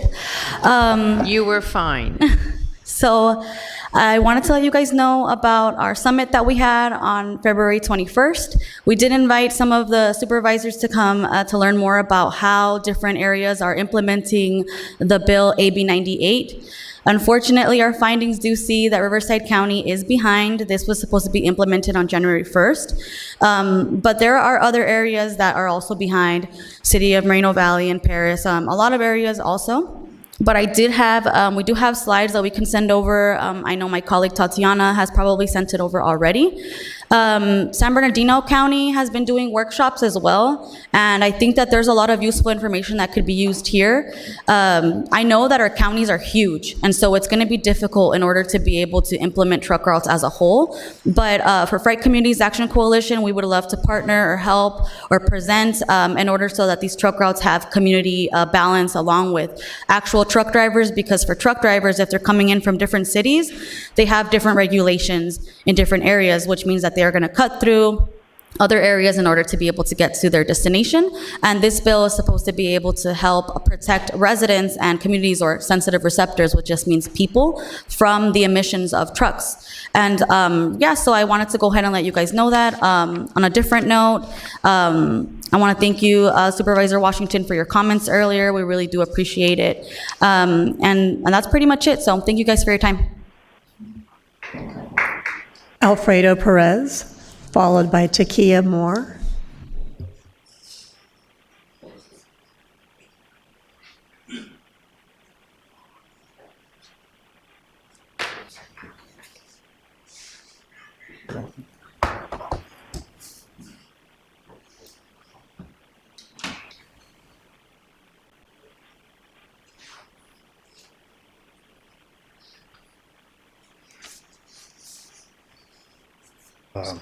It's also okay.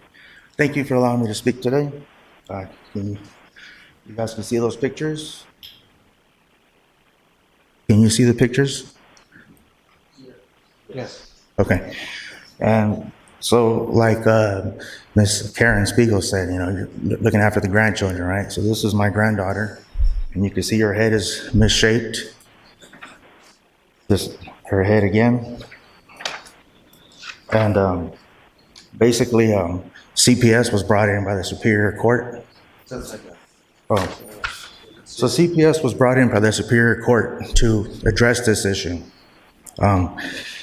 They not only filed a bias report, but a neglectful report. And I say that because they left out a lot of the information, medical records that was given to them. Okay, they are refusing to address the issues. Now, first of all, the first report, they never even got all these medical records. We gave them to them. We gave them to the social worker in time. We met with them. These doctors are trying to be untruthful.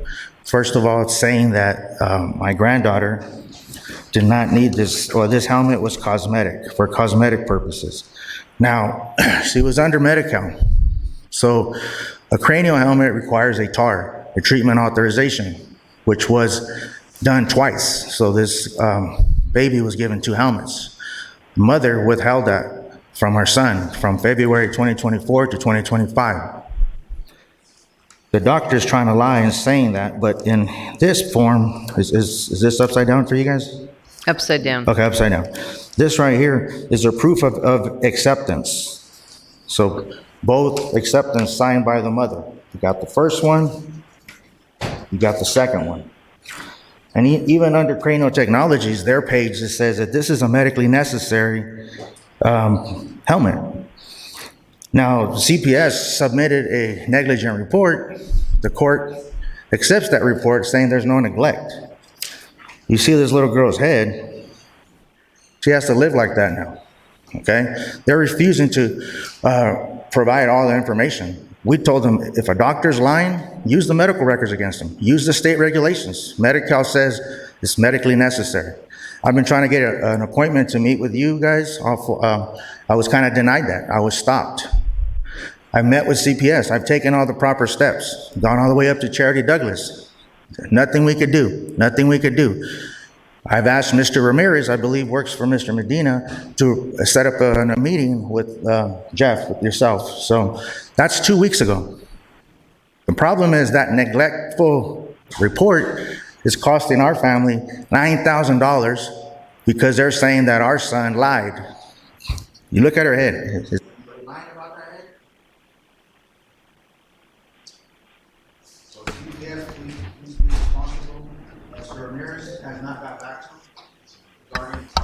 Mr. Medina? Yes, Mr. Pettis, in the back, I believe Bridget Hernandez from Child Welfare is there on the right-hand side. Well, I would direct you back to her to see where you might go moving forward, if you would, please. Bridget, you do want to meet with him, correct? Yeah. So, Mr. Pettis, I would advise, if you would, meet with her again.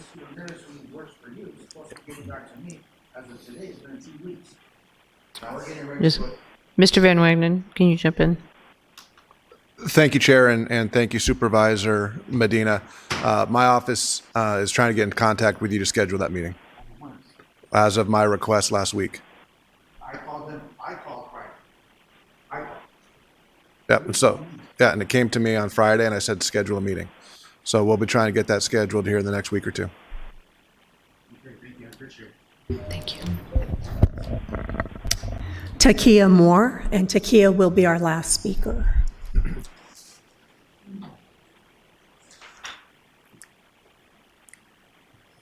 Those on the phone. Morning. Go right ahead. Good morning, Supervisors. I don't know if you can hear me or not. Can you hear me? Yes. Yes. Okay, thank you so much. I'm here today because of a interpretation on how the Medi-Cal is being administered here in Riverside County with regards to the federal income limit. The law requires, well, the guidance is that it's supposed to be based on $1,800 for a single individual. $1,800 coincides with the amount that is the maximum that you can receive from unemployment insurance. Unemployment insurance is administered at $450 per week. The guidance that Riverside is following presently is adding a calculation of unemployment insurance at 2.187, I believe, that then pushes the person receiving unemployment insurance over the dollar amount admissible to be able to receive Medi-Cal, though that person is only receiving a maximum benefit of $1,800 a month, which is within the guideline. Also, the federal guideline is in accordance with this as well. So I don't understand why Riverside is adding an additional interpretation to do a biweekly calculation on what would have met the qualifications on a monthly and an annual standard to exclude members of the population who would be in need of medical assistance and denying them medical care through Medi-Cal as a result of this interpretation of the law. So I'm hoping it's an error on the part of, the county. Is just maybe an oversight or a mistake or something, but it really does need to be corrected. I, for one, am being denied medical care and life necessity medicine for diabetes because of this. And it just seems very wrong, and there's a lack of transparency in the interpretation of this law by the Riverside County Department of Social Services, or whatever they call it, now for DPSS. And I'm hoping I can get a response for this and how it's being interpreted, and understanding how I can track the correction of this going forward.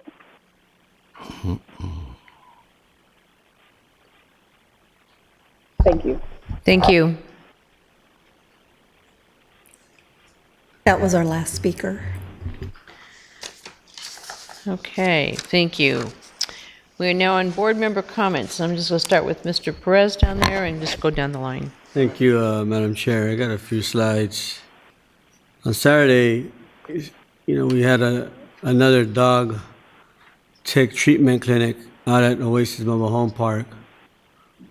And that's the wrong slide, but nonetheless, though, we're talking about animal services and the concerns that people have, but yet I know we're doing as much as we possibly can, and this is just another example by going out and providing this tick treatment clinic.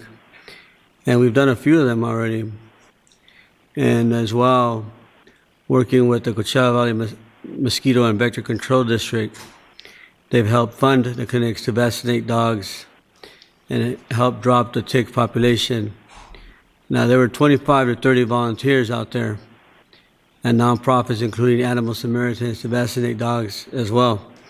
And the goal this last cycle was 200 dogs. I think the first cycle was 98, and now we're up to 200. And, we have veterinarians that are really just donating their time. They show up at 7 a.m. and they leave around 1 o'clock. I think we had maybe a couple this cycle, and I know we're going to have more. And many of them are signing up.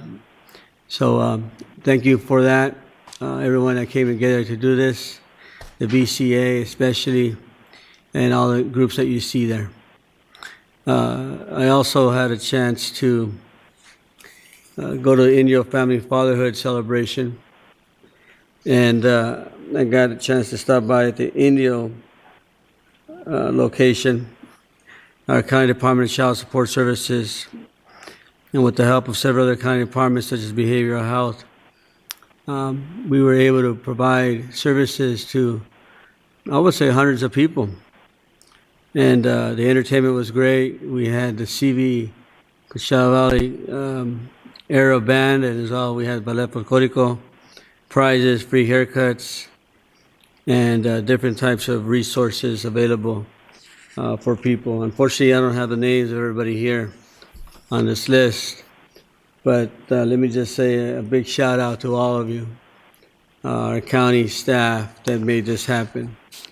And going back to, I guess, one more slide, and that's the housing groundbreaking with Coachella Valley Housing Coalition. This is the John F. Mealy Via's Family Apartments and John F. Mealy Via's Senior Apartments. And now, John F. Mealy passed away, I want to say now, probably about a month ago, maybe more. But he used to work for the county. And he went off on his own, and he started his own nonprofit known as Coachella Valley Housing Coalition. And he was an individual that was leading the charge for affordable housing, specifically when it came to farm worker housing. Not only here in our immediate region in the 4th District, but throughout the state of California and throughout the nation. His model became the model for other areas. And I remember that because at one point in time, I was a researcher with the California Institute for Rural Studies, and I was looking at what they were doing in Cutler, Hiroshi, Dinuba, Farmersville, Ivanhoe, Orange Grove. I mean, everywhere you can think of in the Central Valley, and all of them were trying to emulate what John was trying to do here, which was not only the housing, but the community center, as well as computer lab, a park, and services for young families, and especially childcare, which was key. He was a founding leader. He passed away. He was one of the giants of the giants, very well known. And I just want to say thank you to John Mealy and his family for doing all he has done, all he did for farm workers. Thank you.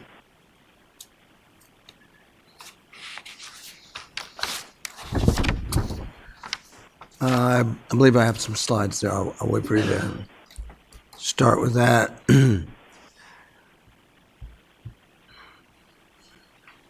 Let's see. All right, I'll skip down to that one. My team and I attended the 25th anniversary gala for Michelle's Place. This organization has touched so many lives in our community. For 25 years, Michelle's Place has provided compassionate support, resources, and hope to cancer patients, survivors, and their families. Free breast cancer screenings and patient navigation to support groups, mental health services, and wellness programs. Their work ensures that individuals facing cancer never have to go through it alone. the care and dignity that they provide during some of life's most difficult moments is truly extraordinary. Congratulations to Michelle's Place on 25 incredible years of service. Thank you to staff, volunteers, and supporters who make this vital work possible and continue to bring comfort and strength to so many families. Next slide, please. Okay. My team and I, let's see, where's this?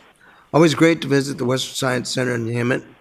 And I have to comment, this is truly a resource that belongs to the entire county. I've had the pleasure of supporting their annual fundraiser for several years to help expand educational opportunities for students across our region. And it's exciting to see the impact of that work. During this visit, I had the chance to go behind the scenes and speak directly with the incredible staff and educators who bring science and history to life for our community. Their passion for learning and commitment to inspiring the next generation is truly remarkable. Next slide, please. Last week, in my capacity as Second Vice Chair of RCTC, that is Riverside County Transportation Commission, I joined Chair Raymond Gregory and Executive Director Aaron Hake on a trip to Washington, D.C. to meet with federal legislators and advocate for transportation projects that are vital to keeping Riverside County moving. We also champion continued transportation funding to support our region's growth and need of infrastructure. And then I think I have one more slide. I wish I could have played the video of the mariachi band. They were incredible. Didn't send it to you, but I'll share it with my colleagues later. On Friday, I had the opportunity to serve as principal for the day. The morning began at Pleasant Valley Elementary, Hemet Unified School District's newest school site in Winchester. This has become an annual tradition, and I'm grateful for the invitation each year. It's always inspiring to see the incredible work happening in our schools to help students succeed and prepare for the future. And the school that I was principal of was West Valley High School. Those are my comments. Thanks. If I could have my slides as well. Thank you. All right, so we actually held it was really nice. We had about 25 pastors, and my goal is to do this in different regions and have a clergy roundtable where we bring our pastors and we talk about things that are going on in the district, and then we also educate them and provide them information about what we're doing in the district and in the county overall. So this was nice. This one was for Moreno Valley. This was our Moreno Valley Clergy Roundtable, and then we have other ones scheduled as well. And it was very well attended. I want to thank Highland Fairview for allowing us to have the space, and Sonora Grill for the food as well. Okay, next slide. I also did a meet and greet at Camelot, which is a senior facility over in the city of Hemet.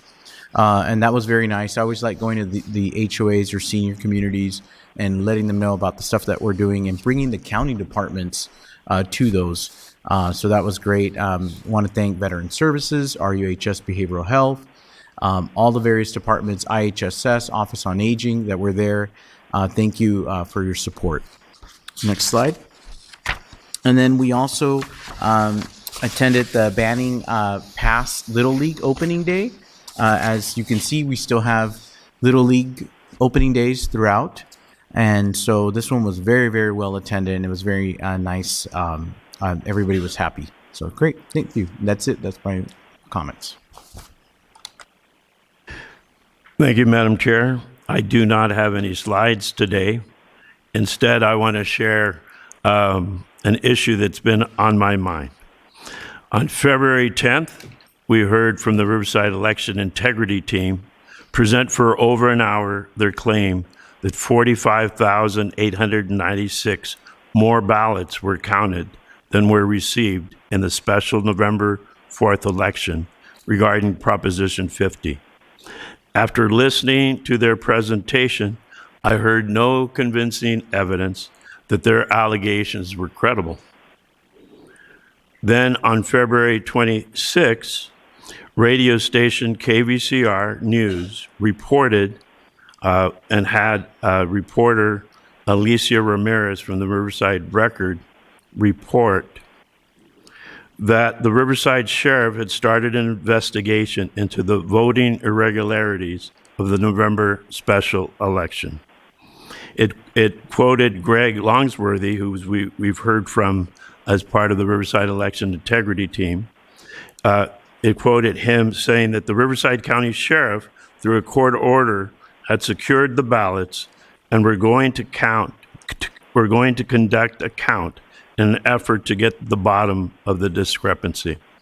On that same day, in the Shasta Scout, Madison Holcomb reported that the Shasta Register of Voters, Clint Curtis, who we heard from on February 10th, told the Shasta County Supervisors that the Riverside County Sheriff was confiscating all the records in Riverside County.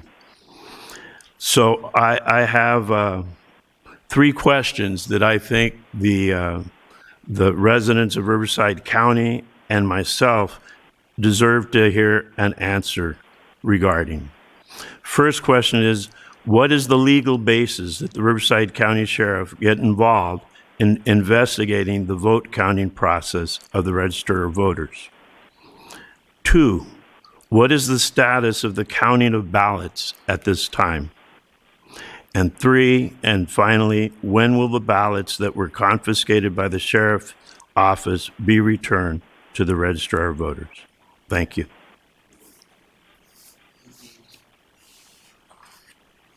Didn't he come, the Attorney General on the spot?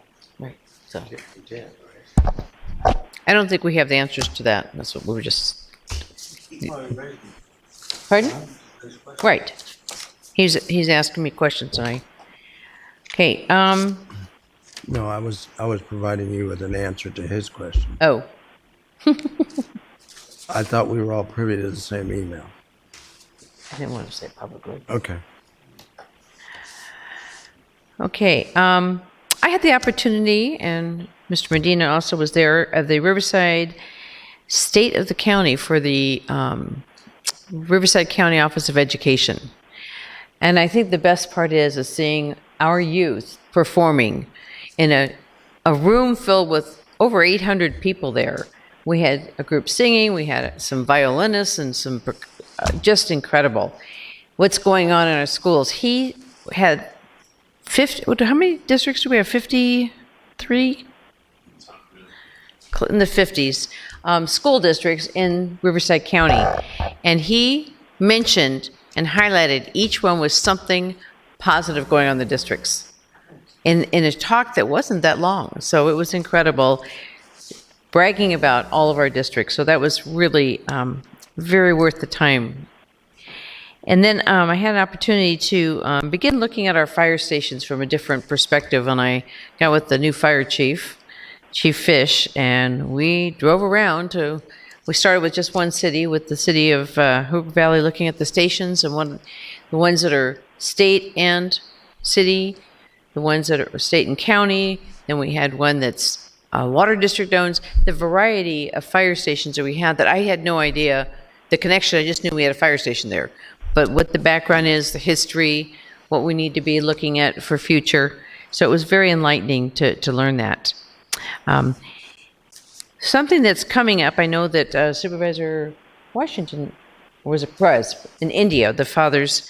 We have a program going on, Fathers and Families, Fatherhood, on March 14th. So next weekend in my district, and I think I shared it last time, opening if anybody in the Corona-Norco area, anywhere in my district, but it's going to be at the Corona-Norco YMCA, March 14th from 9 to 1. So if anybody's interested, please contact me. I'd love to have more participants. We also have going on March 21st, I've talked about the 250 year, which I'll come back to, but we have the Corona 5000 road race. In 1913 to 1916, the roar of engines and the thrill of speeds approaching 100 miles an hour of electrified Grand Boulevard in Corona Grand was built at the perfect 3.1 mile circle, and they used to do road races. So it was 3 different years they did road races. And with 100,000 spectators around this circle. And the spectators would cheer and during the legendary Corona road races. And so we've tried over the years to reinvent that when I was on city council, and now this council is doing something different. Being the perfect circle in the heart of Circle City, Corona is known as Circle City because of the circle, was a stage for the automotive history. Now, 110 years later, Grand Boulevard is set to pulse with excitement once again. They're having an inaugural Corona 5000. It'll be a 5K run walk, some of us walk, that revives the spirit of the historic course. And so it's open to anybody who's interested in running or walking. So contact my office or the city of Corona and you get more information. It's kind of fun taking a historic perspective as well as athletic and being moving. And the last thing I just want to say is I spent the whole weekend between events. My grandson, my eldest grandson, turned 16. And I'll tell you, I don't know if you guys remember scavenger hunts. These kids didn't know it. And he's a football player, so we had, about 20 football players and track kids and crazy. And they did a scavenger hunt. My grandson did not want to do it, and I kept saying, yes, we're going to do it. And they went door to door asking for, and we did very simple things. Nowadays, a lot of the scavenger hunts, you say, go find this, and you take a picture. Now, I made them go knock on the doors, and they had different teams, and it was a blast. I just really enjoyed it. And then they had a piñata. 16-year-old had a piñata. It was an interesting party, but that wholesomeness that we kind of missed out on, it was brought back. And so I really enjoyed being a grandma that day. I did not. You don't want to blindfold me and ask me to do anything. So, okay, and with that, I will ask the Mr. Ben Wagner, do you have anything? No, we already went to the budget, huh? So, okay, any memorials or adjournments? Just very quickly, I'll have something more in a couple of weeks when we have our next meeting, but I do see a member here from Cal Fire. And just want to say thank you to our firefighters in Cal Fire for being there yesterday for a pillar of the community of Coachella, which is John Rios. John Rios was a battalion chief in the city of Coachella, then eventually for the Cal Fire, I believe, and he was just a great individual. Many folks showed up, families I haven't seen in years. The church was packed, back to back, both days. And there's a lot to be said about him, but I'm going to save it for another day. But I just saw you back there, so I just want to say thank you for being there. I mean, there were honors. Obviously, it was a celebration of life, but the honors that were provided by the fire personnel was just amazing. It felt so good to see that. So thank you. Thank you, Madam Chair. Today, I would like to take a moment to honor the life of Lorraine Harrington, who passed away on February 27th. Lorraine was born in 1947 in St. Louis, Missouri, and grew up in Oklahoma, where her love for horses began at a young age. At just 7 years old, she won her first blue ribbon at the Tulsa Invitational Horse Show. She was also an accomplished scholar, earning degrees from Washington University in St. Louis and the University of Kansas, and a PhD in Japanese medieval history from Stanford University. She spent time studying in Japan, later taught Japanese history at UC Santa Cruz and Stanford, before beginning a distinguished 23-year career as a management consultant with McKinsey & Company. In 1999, Lorraine moved to wine country and purchased a property where she could live alongside the horses she loved so dearly. For the last 27 years, Lorraine became a tireless advocate for preserving the rural character and equestrian heritage of Temecula Valley. Through her work with the Temecula Valley Rural Lifestyles Organization, She worked closely with my office and many community stakeholders to protect the integrity of wine country. Earlier today on our agenda, we were awarding $25,000 to the organization that she was one of the leaders of to preserve and improve trails in the wine country area. She helped coordinate efforts to make our equestrian trails safer by securing easements and installing fencing to separate trails from roadways. In fact, earlier today, we approved funding for the next segment of trail fencing and work that reflects Lorraine's lasting impact. Lorraine also shared her voice on important community issues, including the Wine Country Plan and short-term rental discussions. She is survived by her brother, William Lynn, sisters, Carolyn Perry and Elizabeth Fuchs, her nephews and extended family, her beloved dog, Kai, and many dear friends across the United States, Japan, and beyond. Lorraine, you were a force, intelligent, passionate, and deeply devoted to this community. Your advocacy helped protect the rural lifestyle and equestrian traditions that so many residents cherish today. On behalf of the 3rd District and the County of Riverside, we extend our deepest condolences to Lorraine's family and friends. Her spirit, her dedication, and her impact will not be forgotten. Okay. Just real quick, since somebody is here from Fire, I talked about it early on about being the 250th anniversary of the United States. And I want to commend the fire department. They were the first one to submit something that they're doing in honor of the birthday. There's stickers for all their units. And they say the 250th anniversary of the United States, Cal Fire, Riverside County Fire. So they'll be passing these out. I don't know if you knew about this one. Okay. Oh, now you can say I did remember at the very end, but these are the beginning, and I'm hoping other departments do something. I know the library was planning something, and we haven't heard yet what they're doing. So I'm challenging everybody to be doing something in your communities, in your districts, in your departments, that we recognize the 250th anniversary. It's a big deal. So with that, Mr. Tran. Thank you, Chair. The board has moved in closed session for the items from the agenda and no report actions anticipated. Estimated time? We are saying it probably be around 30 to 45 minutes, Chair. I would say An hour, okay. You went 15 minutes at one. Madam Chair, we still take a photo or something? Oh, that's right. Are we going to do that now? Probably best to do that. Yeah, let's do it now. Am I hearing somebody come in? Nope. That's Franco. Hello. You gonna take our group photo? No. Do you know anybody who's doing it? Is it Roy or? It should be Javier Roy, Santos. do you know? Javier Santos with the executive office. He should be doing that. Where are we going? It should be here. I believe it's here. I Okay. think so.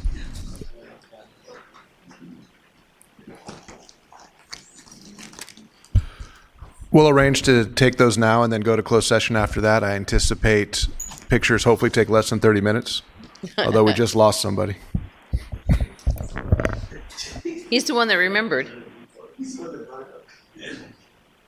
Where? Here? Do we know where? Here. Here. And we need 5?